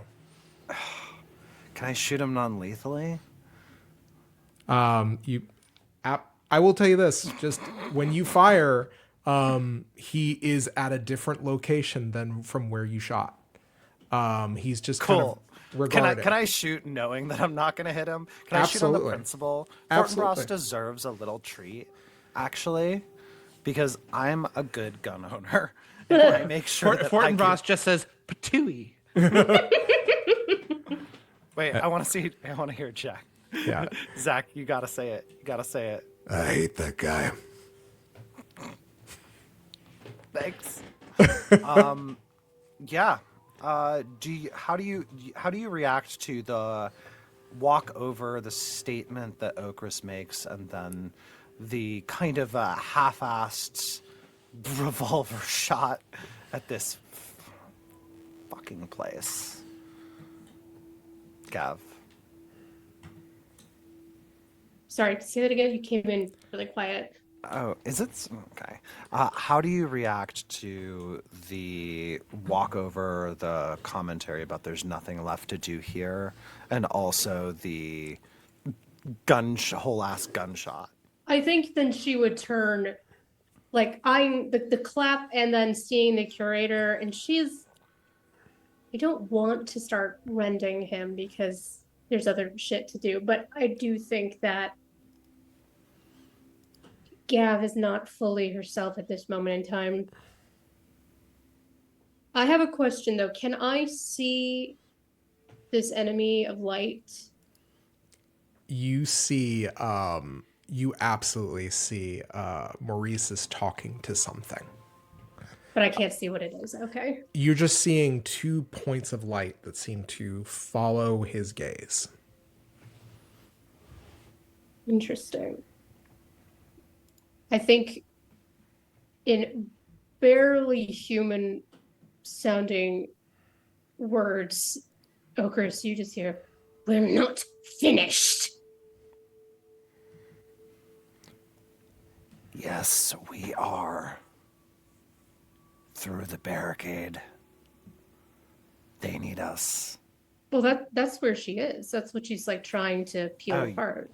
You're freaking out at the barricade. I'm Yeah. sorry, I misunderstood. I'm over here trying to French kiss this microphone. You clearly are. Like, y'all, I'm so close to it. I'm like peering around it. Yeah. Okris just is gonna just try to punch through. Yeah, absolutely. But like not literally punch because I'm much cooler than that. I'm just gonna try like to she's like scrambling at it. I don't have anything, even if I was in a less feral state, I don't possess anything I think strong enough in my arsenal with my rifle to get through it. You certainly do. I will say that the barrier is weaker now, so at this point you would only need 2 6s to get through. Oh shit. Yeah. The fate is weak here. Yeah, can I just do that through sheer force of bitch ass will? Yeah, absolutely. What can I add? I would like to roll spite.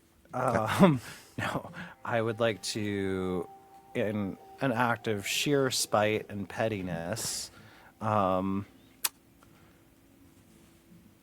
bully my way through the barrier. Mm-hmm. And I'm gonna argue that this is just straight up, I'm real and you're not, it. Okay. If that makes sense. Hi, I'd like to metaphysically bully the barrier into getting the fuck out of my way, actually. Absolutely. You may certainly do that. Cool. Can I spend intellect on this? Or would you like me to spend sortilege? No, I will let you spend intellect on that. Cool. How much do I need to hit 2 6s? Yeah, 2 6s. Okay, so I will I'm also spending this I will sortilege. let Gabrielle roll as well if you want to take one for Yes, successes. absolutely. Sure. That's good enough. That's a 9 and a 5. That's exactly a 6 on the dice. All right. And with a 9, I don't think you need to roll the house die. That said, when And a 4 on the house die. when the barrier drops, I just need to find something very quickly. I'm sure nothing bad is going to happen now. Yeah, absolutely nothing. Why would you think that anything bad would ever happen? Stand by. Everybody knows that the Darkest House is a game where everybody has a really chill, good, calm time. And nobody dies, nobody gets turned into a book, nobody meets all their nightmares. It's fine. It's fine. It's cool. We're fine. Are you there? Come back. I love you. I don't want to do this alone. Maurice. Gabriel. Okris. Kiri. I guess it's up to you now.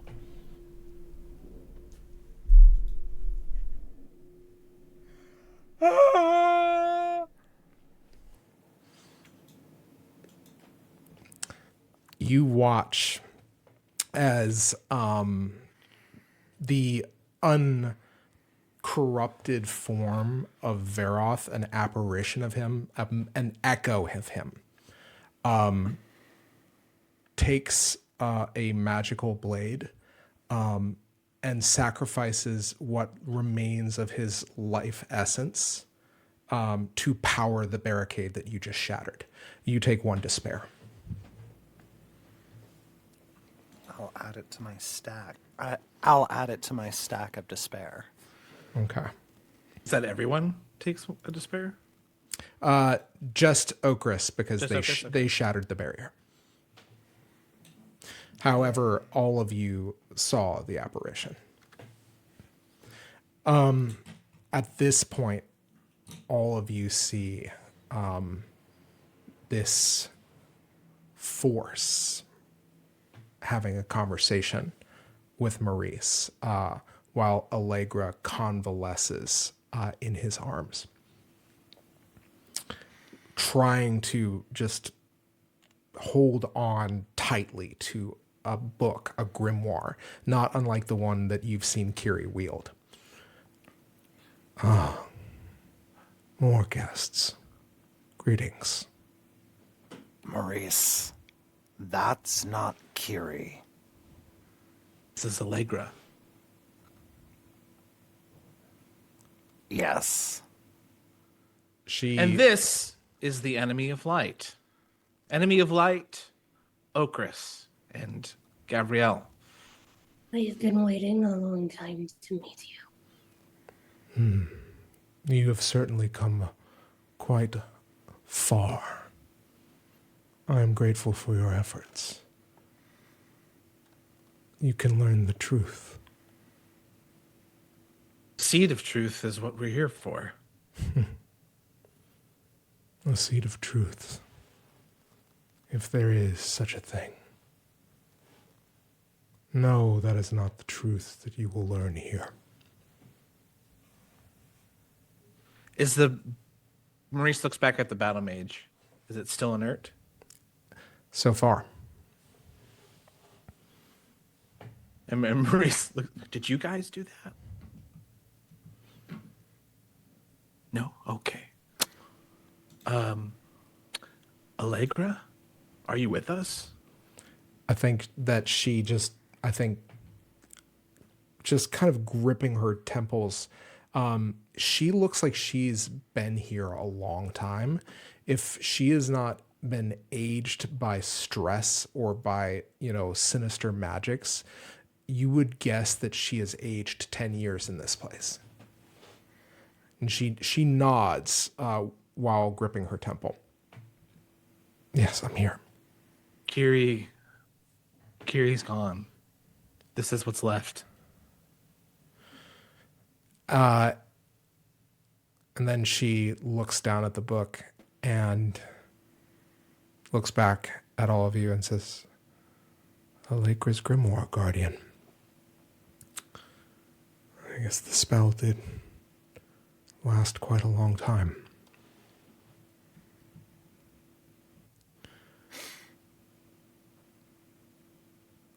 Bring her back. I don't know if I can, not right now. This place has taken so much. You realize that she's the brink of exhaustion and death. If she had any sorcery to spend, she spent it a long time ago. This place has taken much, but we can take something from it. The seed of truth. We're in the cell. As you say that, that book begins to glow again. Ah, shit. Yeah, it flies open, and the remaining pages make themselves known to you. And I will send those to you now.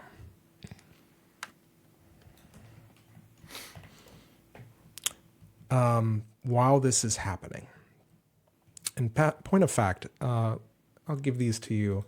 While this is happening, Kiri, you are armed with the knowledge. We're going to cut back to the abattoir.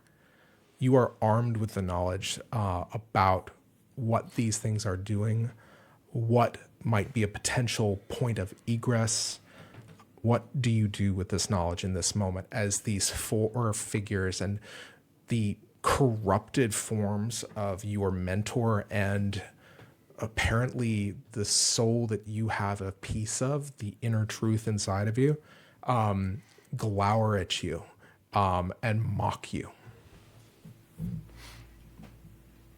Yeah. Kiri has a three-pronged approach here.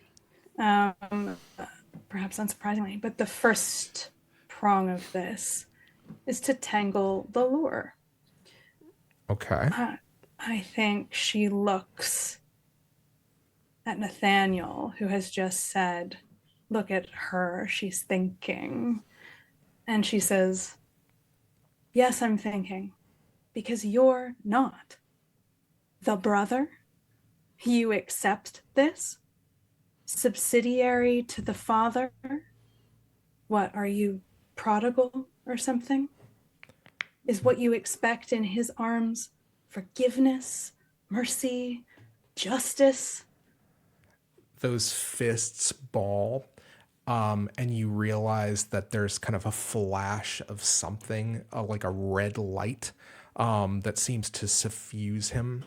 And if you were to look at his shadow, you would see that not just are his fists in shadow, but an axe that he's gripped. His shadow has gripped. And it seems, and he looks at you even more menacingly. I think she turns to the sister. And you accept the father's place?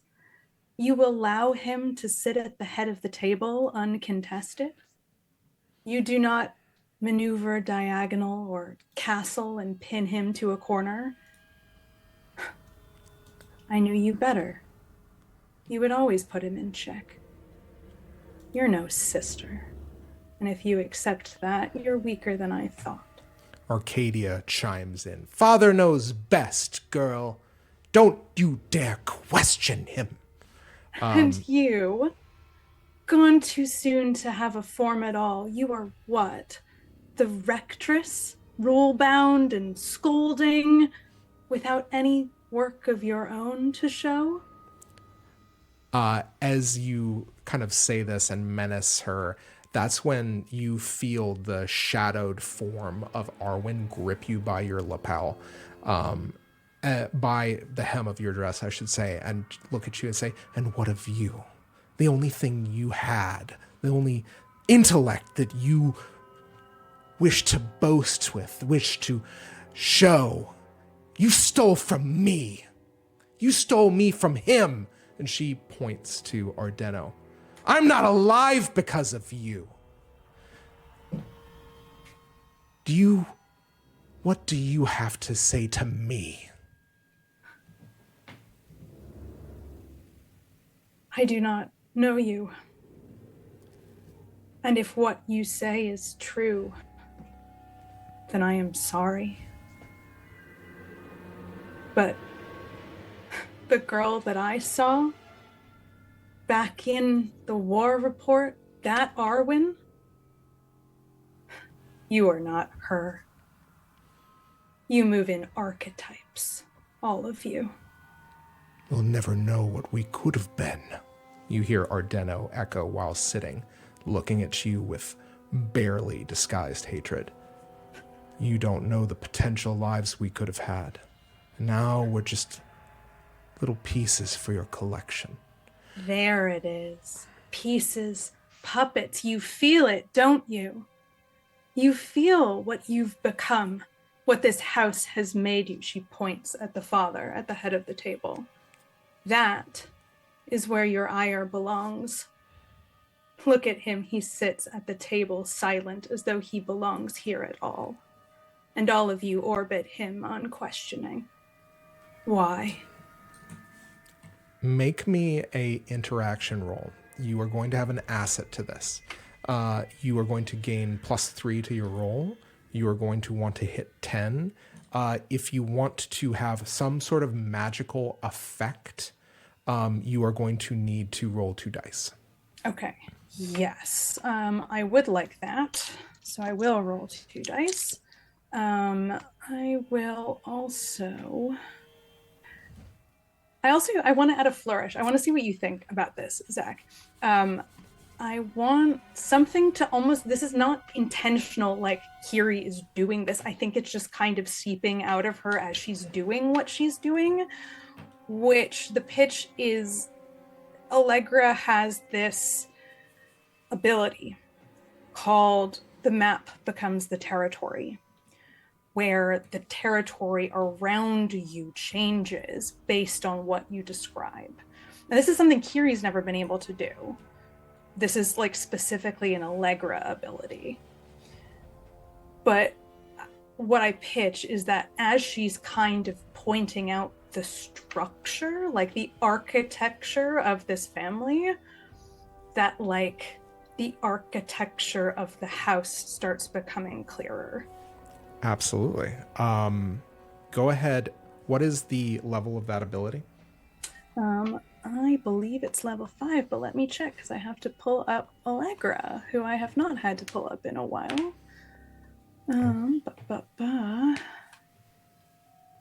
8. Okay. Just one die. All right. So in that case, you are going to start with 8 on 2 dice.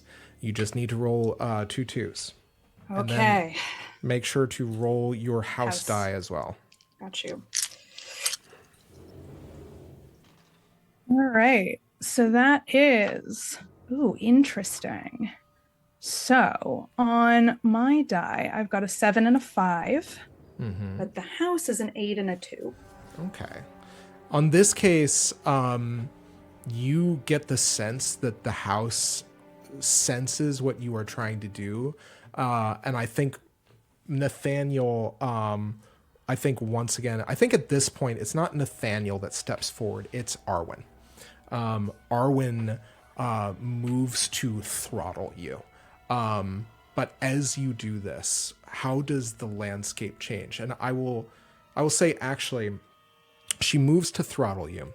Roll me, you're going to need 2 6s on a dodge in order to kind of break free of her grasp. So let me know what you get. Either way, I will describe something and you can describe something in turn. Cool. I do think I still have a dodge point remaining, so I will add that. Man, I'm getting low on dodge, but you know what? Use them or lose them. That's what they say.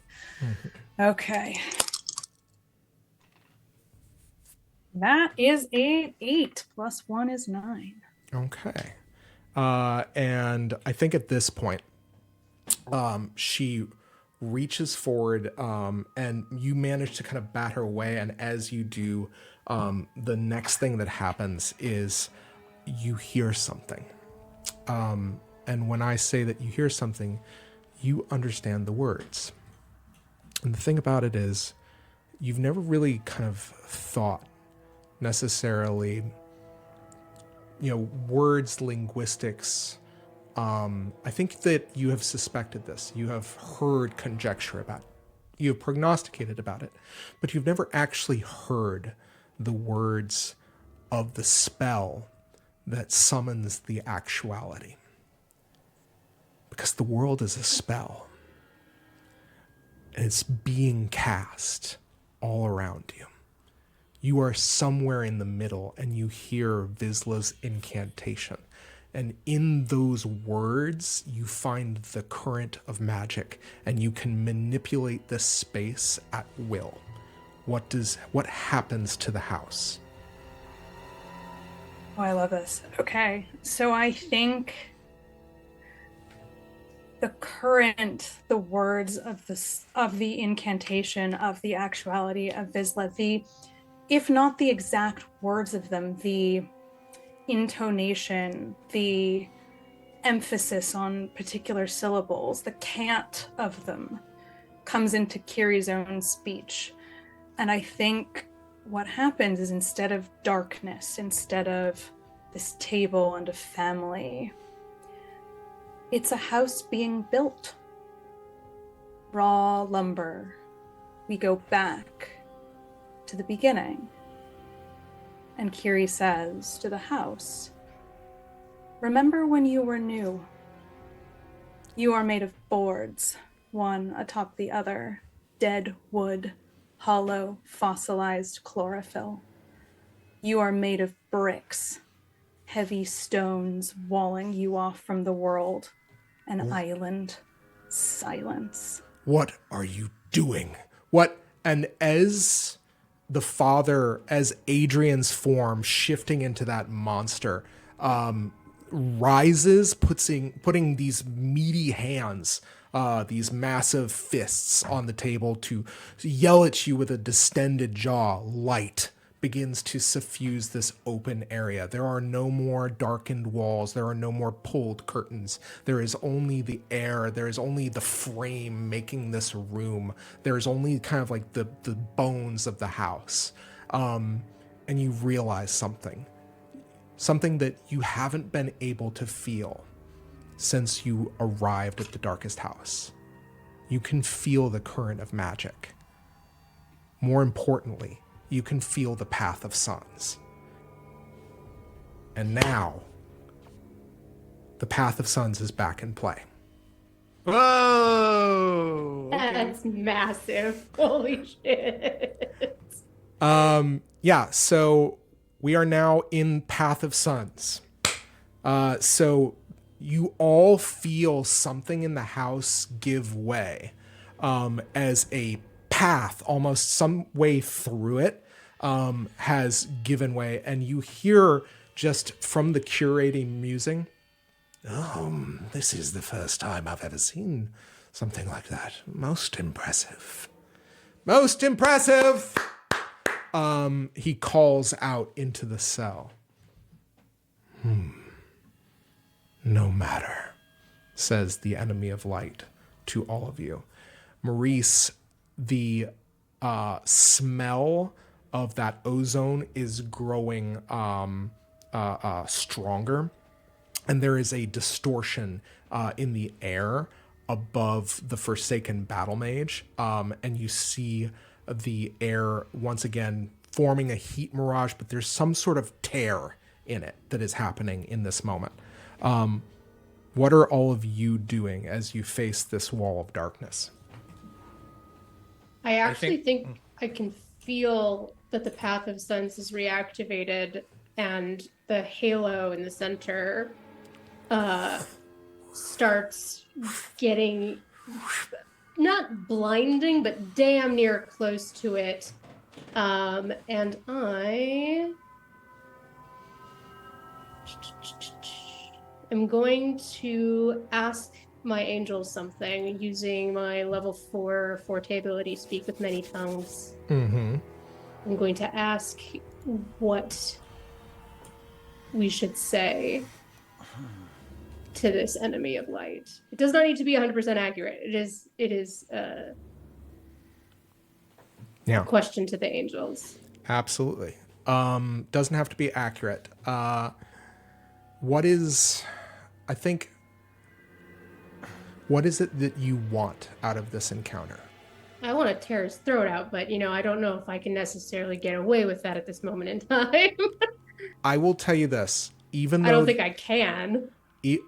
With that spell with the angels, I will go ahead and say Athariel tells you this.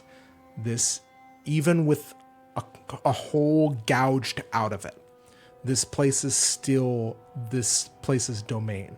You cannot remove it from the actuality. You cannot beat this thing. It is a window looking in from the dark.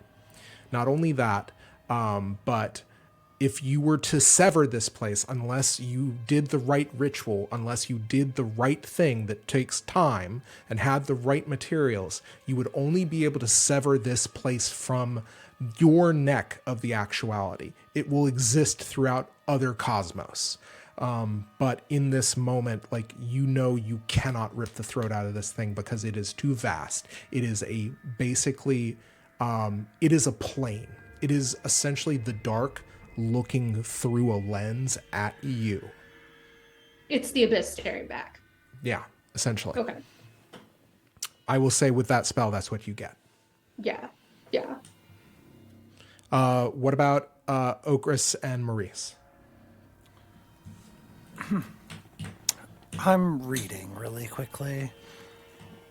Okay. Well, so is Maurice. This book has kind of flown out of his possession. I'm going to say it's hovering in the air in front of him, also perhaps steaming in that heat mirage kind of way. And I think Maurice feels compelled to read from it. We have jumped ahead several pages to page 14, which says, "But like the prince, she had forgotten her storyness. Sensing the light inside her, the darkness tried to blow it out.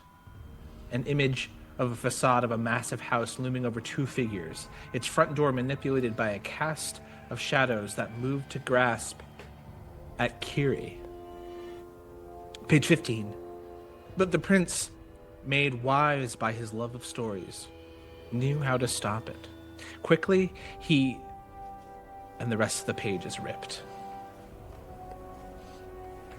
What do you do in this moment with this knowledge? And I think I actually owe you one more page, but consider this. Yeah, I don't think I gave you 13, did I?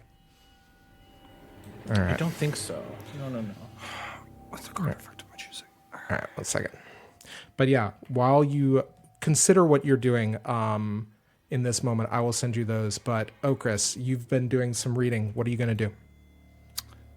Hopper didn't realize we were going to get access to the circuit again, or the Path of Suns, or any of the currents of magic. So Hopper is trying to remember what the Hopper's talking in the third person like an asshole. Is trying to remember what specific card would be the best to have on the Sooth deck, especially trying to force a narrative outcome. Because that's a thing I can do. Yeah, absolutely. And that feels like the most relevant thing I can do right now. So I guess the question is, do I try to go for someone sovereign or go for push? Because it says I can push an effect. And I'm most interested in imprisonment, defeat, isolation, or light. So I'm digging through. And there's a few, like the enveloping ice is associated with prisons. There's a few other good options. The Messiah, prophetic. But yeah, that's currently what I'm doing. I'm reading real fast, Zach. Thanks for asking. Yeah. Thanks for letting me vamp while I continue to do that. Do you have any guidance on my stated goals and which card from the Sooth deck might be the most useful right now, Zach? Absolutely. There's several. Your intention. I think the first thing to do is, what is your intention? We're not going to defeat this thing, right? I mean, yeah, I will give you a look, Okris. That's just like, this is not an enemy in the sense Defeating that the enemy of light or defeating the battle mage? Defeating the enemy of light. Yeah, that's what I was commenting on. Yeah. Like, I think you can clearly see the look in Gav's eyes. It's like, this is not like a killable I think foe. another thing This to is a consider. window. Yeah, Windows can be it's not even closed. here. Yeah. Yeah. The goal is to shut the eye, to close the window, to slam the door shut, to collapse the cave, to any of the above. And I mean, there's so many good options, and this is such a deeply well-written game in terms of the Sooth deck. Wait, so do you get to choose a card? Yeah, I'm just gonna make a card happen. Yeah, cool. I've only done it one other time, and I would like to do that. But the problem is, it does require me to know that, and I was not anticipating this being a thing that was coming up right now. So, Zach, in terms of, I'd like to poke this thing in the eye metaphorically and shut the door. What might be good for that? I think the Banished Serpent. Relevant. I just didn't think the effect was as relevant, but I mean, you mean the card that's named after this thing? You get the sense that you could certainly close this window if you force this. My I will say question, the sealed door is also relevant. or the sealed door. for sure. I think either of these two things will work. That said, I think that as you are beginning to summon this power, I think at the same time, Allegra sees what you're trying to do and puts a hand, not to, because she cannot effectively stop you in this moment. She is too far drained. She looks and says, "No, it has so much power. It has knowledge that we need. What are you doing?" Closing the door. All right. Is everybody cool with that? I can even help you with that using my my Pathfinder abilities. Yeah, to be very clear, I am putting one ring up in the Captain Planet thing and bullshitting a Forte ability to the point of, and Zach is being very nice and letting us be creative. However, I did ask that question to everybody. Are you guys all cool with that? Oh yeah, like I said, man. I'm gonna help. Marissa? Okay. I feel like I'm not in this particular bit, so I don't even know this thing exists, right? I'm dealing with the darkest house, and I would I think Marissa player level, I want to put a bow on that scene before something like vanishes from that scene. Mm-hmm. But apart from that, I mean, yeah, Kiri has no way of knowing this creature even exists. Absolutely. Okay. In that case, while you summon this power, Maurice, what do you do in this moment? Would we say that the pages that you forgot to send me are ones that I already read? Did you already read 12 through? Yeah, I didn't get them out of order. That was a Zach mistake. I think that was my mistake. Yeah. So, but no, this is cool. So this is what happened. So I had read pages 14 and 15. Here's page 12 and 13. Page 12. He made a friend. The illustration depicts a gentle feminine hand on Maurice's shoulder. Page 13. She was wise and kind and driven, and though the prince didn't realize it, she was also a story. Two side-by-side images of Maurice speaking to an illustrated depiction of Kiri von Hollingsworth. The second depicts her as a figure of pure light, a radiance that illuminates the illustrated Maurice with indigo light.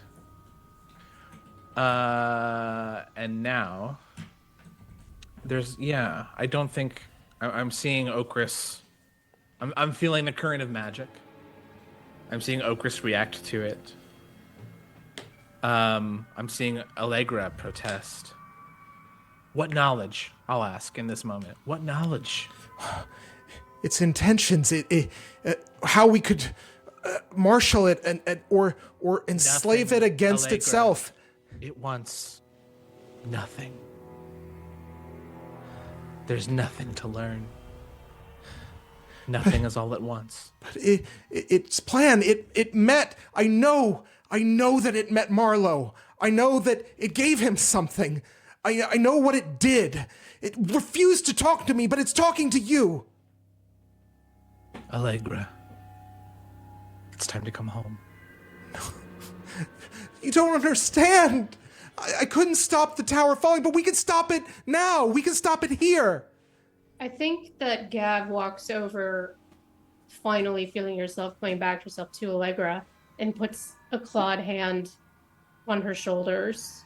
She's in full arabesque form now. And while she's never... It's so weird to know that you've met this person, that in a weird way Gav has... This is a comrade. This is a soldier she's fought with, but not like this, through the eyes of somebody else's memories. And just tells her, you cannot undo what happened, but we will fix it. You can't do this again. Look at me. She's not looking at you. She's looking at Maree. She's looking at the Spider Prince, the person that she thinks stole victory from the jaws of defeat from her. Look at me, Allegra. And I think she reluctantly just finally turns her gaze to you.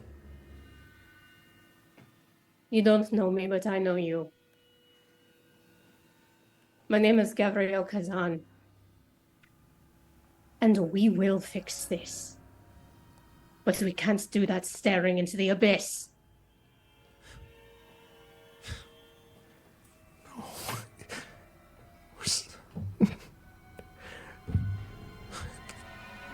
But he'll be gone for nothing. Let's make sure that the same cannot be said for Curie. And I think she looks at you, Maurice, and I think she looks back at Okris, who is casting this spell.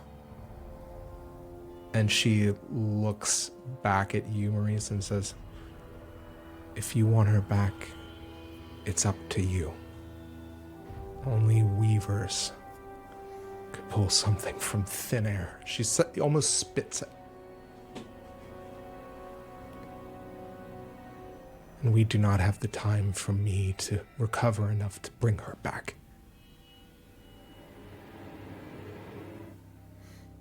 In this moment, as you regard what she says, we're going to cut back to Kiri.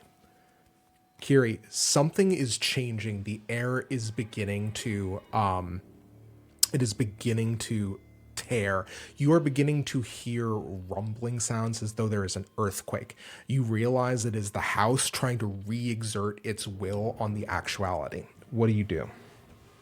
I mean, I think that she keeps up the incantation. What this, I think, mechanically does, I'll start with that part, and then I'll put the rest of the invocation on top of it, is this indigo light that's breaking out of her is like her maleficence, that spell where she channels her anger, her emotion, it like just bursts out of her as like these energy projectiles that can be used. It's unique to her, and her energy takes the form of like that specific emotion that kind of comes out of her. But she also is wearing Chesnor's glass skin. And I think the effect mechanically that this is starting to have is the light is beginning to refract like a big disco ball, like ping, ping, ping, ping. And it's just getting brighter because these mirrored surfaces on Kiri are just reflecting each other. For reference, Maleficence is a level 3 spell, as is Chesnor's glass skin. But this is sort of like a weird hybrid, I think, of both effects. I love that. In that case, there's a couple things that happen. Go ahead and give me what this, I will say, give me, your target's going to be 10 again. But give me, tell me how high you get on this roll, and we can kind of see what's happening, what happens as a result. Cool.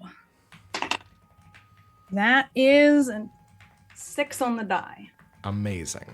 All right, so what does this look like? So I think Kiri's the invocation, and I think this might be able to tee up well with what is happening with Maurice.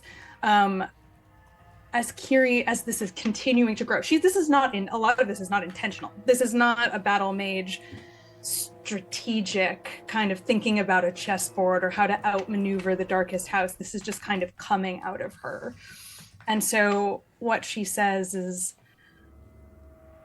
plaster, dulling sound, nails piercing muted lumber like a coffin.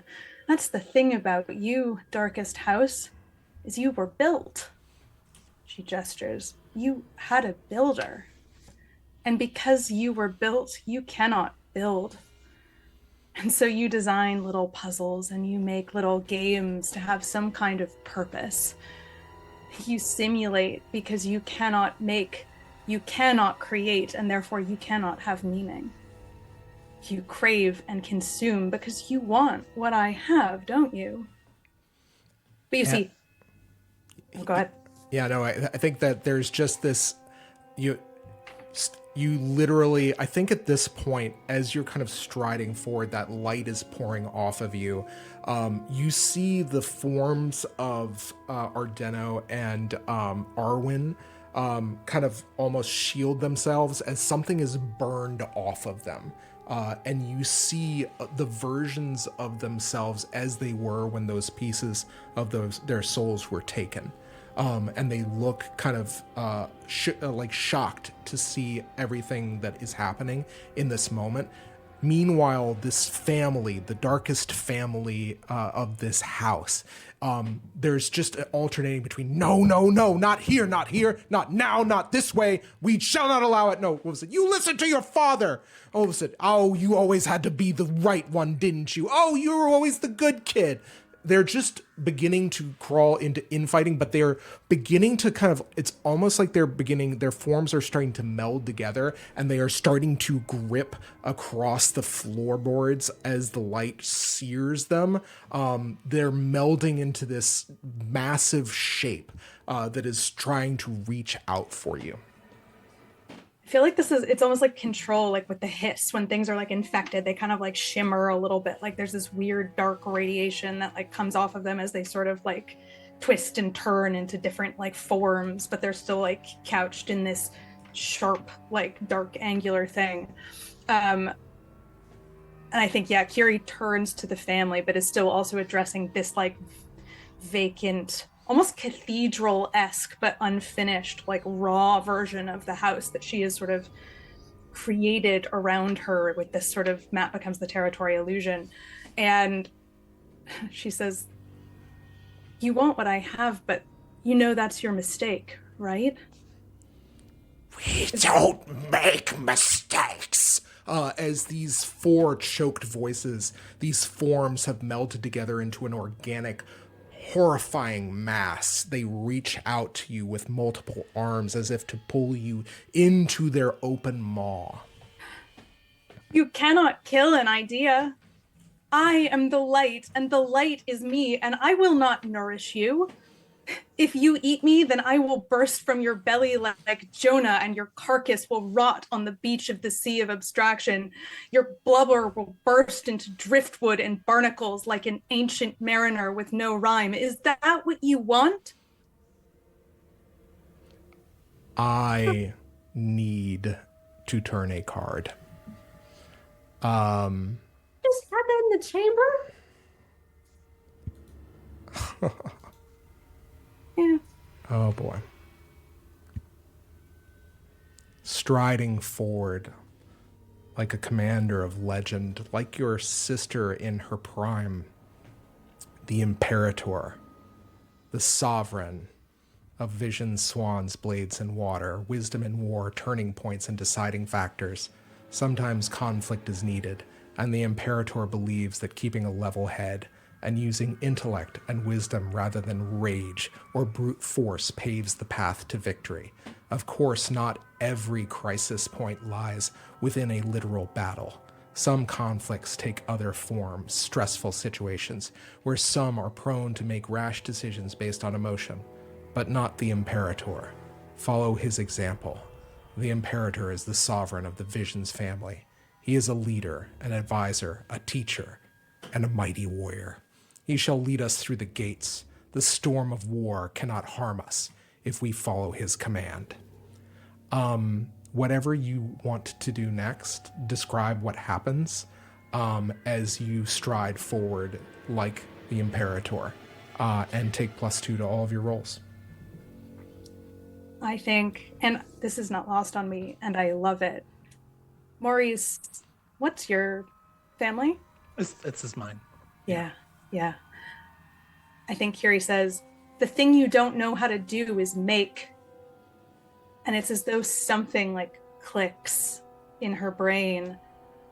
The thing you don't know how to do is weave.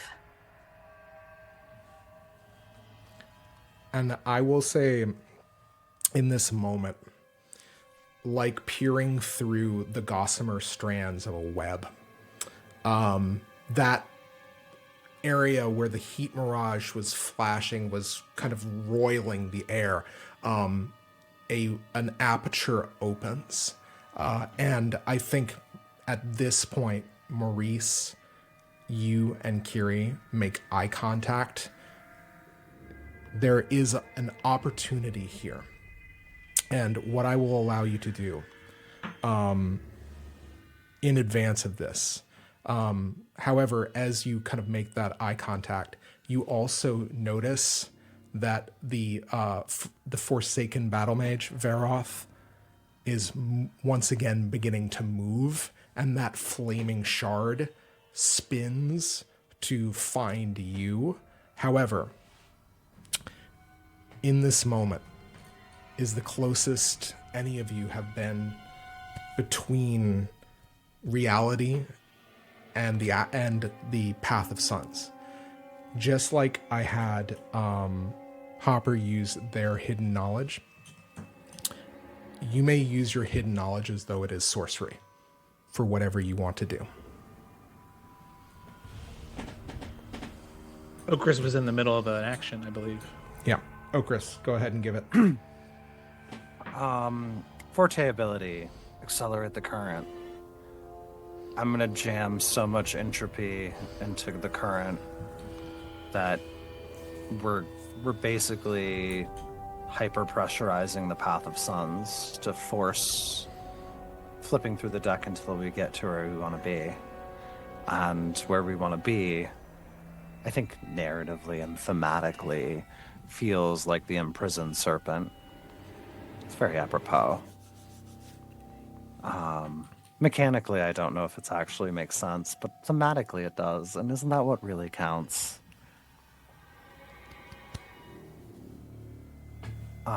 Zach, will you permit me to just wildly abuse my abilities for the vibes? I think we've reached that point of the narrative. Yeah, so what this looks like is... Sorry, I forgot that I have to fucking French kiss the microphone. What this looks like, I hope y'all like ASMR, is Okris is going to hammer in one hand, basically punch their fist upwards, and you see rippling cascades of like physics not reacting well to this, as there's almost a splintering in the air around them. And you can see objects, bits of dust, pieces of Okris, their clothes, what remains of their limited armor, start to just kind of disintegrate as they draw on the raw power of entropy and jam as much of themselves into the current of magic as possible, trying to pressurize it and find a moment of truth that will be the most beneficial to the end of this current situation. Amazing. In this case, there are two things that I think happen at once, which is I think that you begin shutting off the kind of that window to the dark within this place.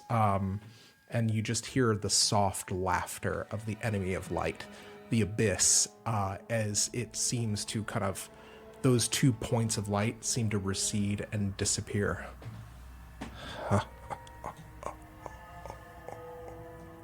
And not only that, the entropy that is fed in by this spell begins to open that aperture wider. Kiri, as you see this kind of portal opening, you are watching as this beached angler is essentially beginning to sizzle with the light that is pouring off of you. In this case, however, Maurice, what do you do in this moment as the aperture widens? The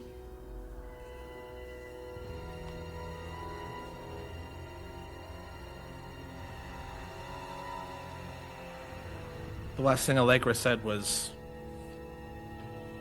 if you want her back, only a weaver can do it. And he makes eye contact with her. Maybe, I think he takes a knee and says, "Do you want her back, Allegra?" And I think that Allegra looks through that aperture at you, Kiri, now light pouring off of you. You I have to ask Marissa, what would Allegra feel in this moment?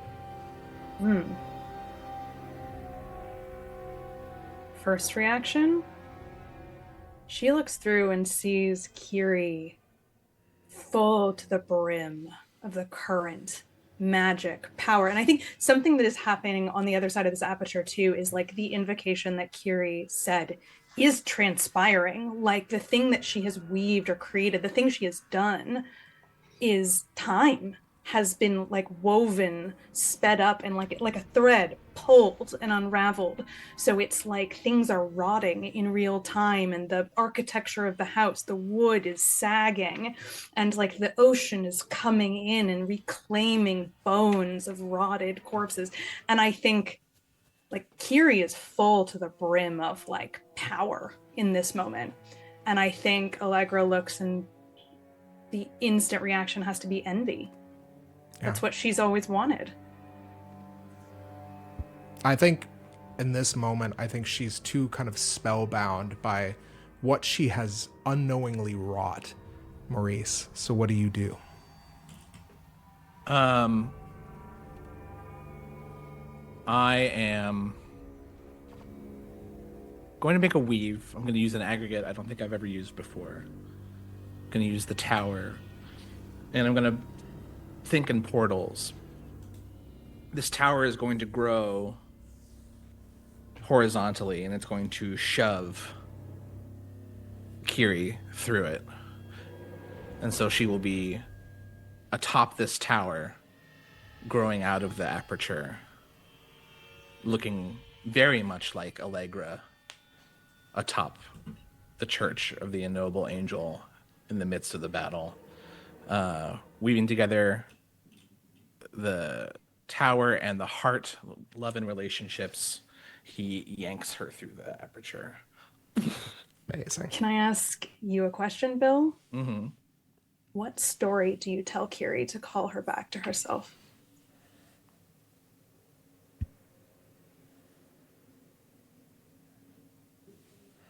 It's not a story, it's a moment. It's laughing in our shared dorm room in the Vancian campus, a couple empty bottles, some cards on the table, and a joke that doesn't even make sense to retell. But that moment of camaraderie, you're bound by laughter and silliness to this tower.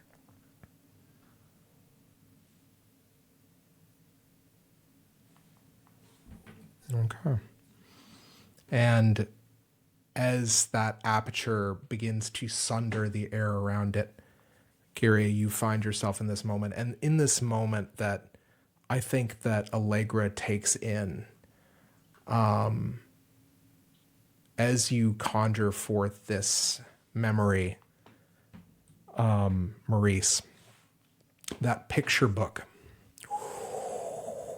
lights up, the pages growing hot once again, but then cooling to the touch as they form a mode of light. And they travel down your throat. As you now have the seed of truth for unimpeachable words. And as Can I I'm going to retcon a little bit. Yeah, absolutely. There's the laughing. There's the empty beverages. There's the joke that can't be explained in the day after. But there's a moment, purely platonic, where Maree says, "Oh, Kiri, I love you."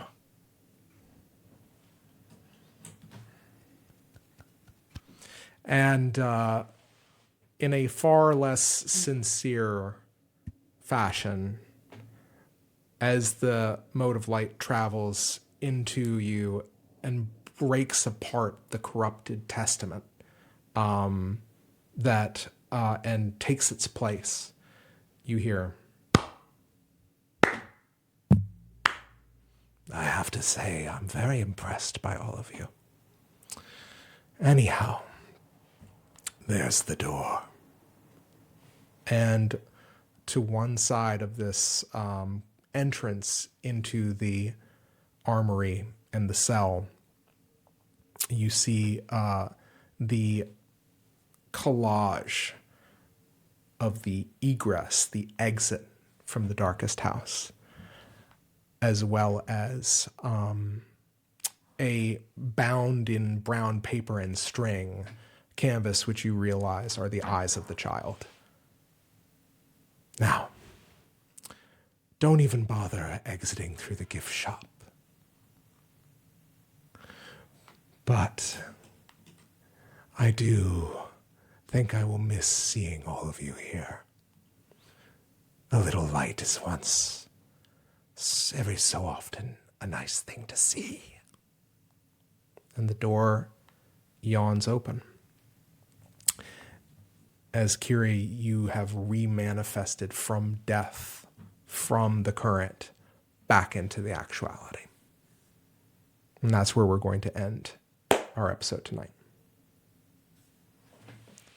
So guys, thank you so much for joining us. This is pretty late for us, so I think we're going to keep our shout outs pretty tight. But thank you again to everybody who's tuning in. We're on the last arc, folks. So stay with us a little bit while longer, and we're going to finish this series out, hopefully with a bang. But yeah, shout outs and plugs, real brief. Marcy, if you want to start us off. I never know what's happening in the future. If I did, things would be different. Oh, A little bit. Is that reassuring? Absolutely. My shout outs are to just awesome castmates. This episode was a banger. And to everyone, keep on fucking surviving. You will outlive your enemies. That is my hope core for you this week. And sometimes that's all you get. Hell yeah. Bill. same shout outs. Nothing about current events that I want to say I want recorded. But I will shout out Jeff Stormer, jeffstormer.com. Jeff Stormer, creator of the game Jonathan Frakes, wants your attention and you must not give it to him. Marissa, if you would like to sign us off here. Shout out to my castmates who also amazing. Thank you for pulling Kiri back and also indulging me while I went on long rambling tirades. But this long rambling tirade specifically brought to you by my hatred of AI for creative work. So if you couldn't see that in the motivation of what I was saying, then go listen to it again. Because I think an ancient mariner without rhyme is what I'm going to start calling most AI programs used for creative work. So don't do it. You can use AI for bullshit like cover letters and resumes or whatever else bureaucratic that the world makes you do if you must, but also there's a water cost and be mindful of that, as well as electric. But equally, don't do it. Don't make creative work with AI. There's creative people to do that. There's creative brains to do that. So that's my current events contribution, which is fuck AI. Yeah, absolutely. And finally, for my own part, my current events contribution is make sure that you are doing whatever you can for mutual aid, taking care of people, taking care of the most vulnerable among us and protecting them how you can. And most also importantly, take care of your loved ones, take care of yourselves, and be their shield when you need to be. So from bottom of my heart, may the invisible sun shine on you all. Good night. Thank you.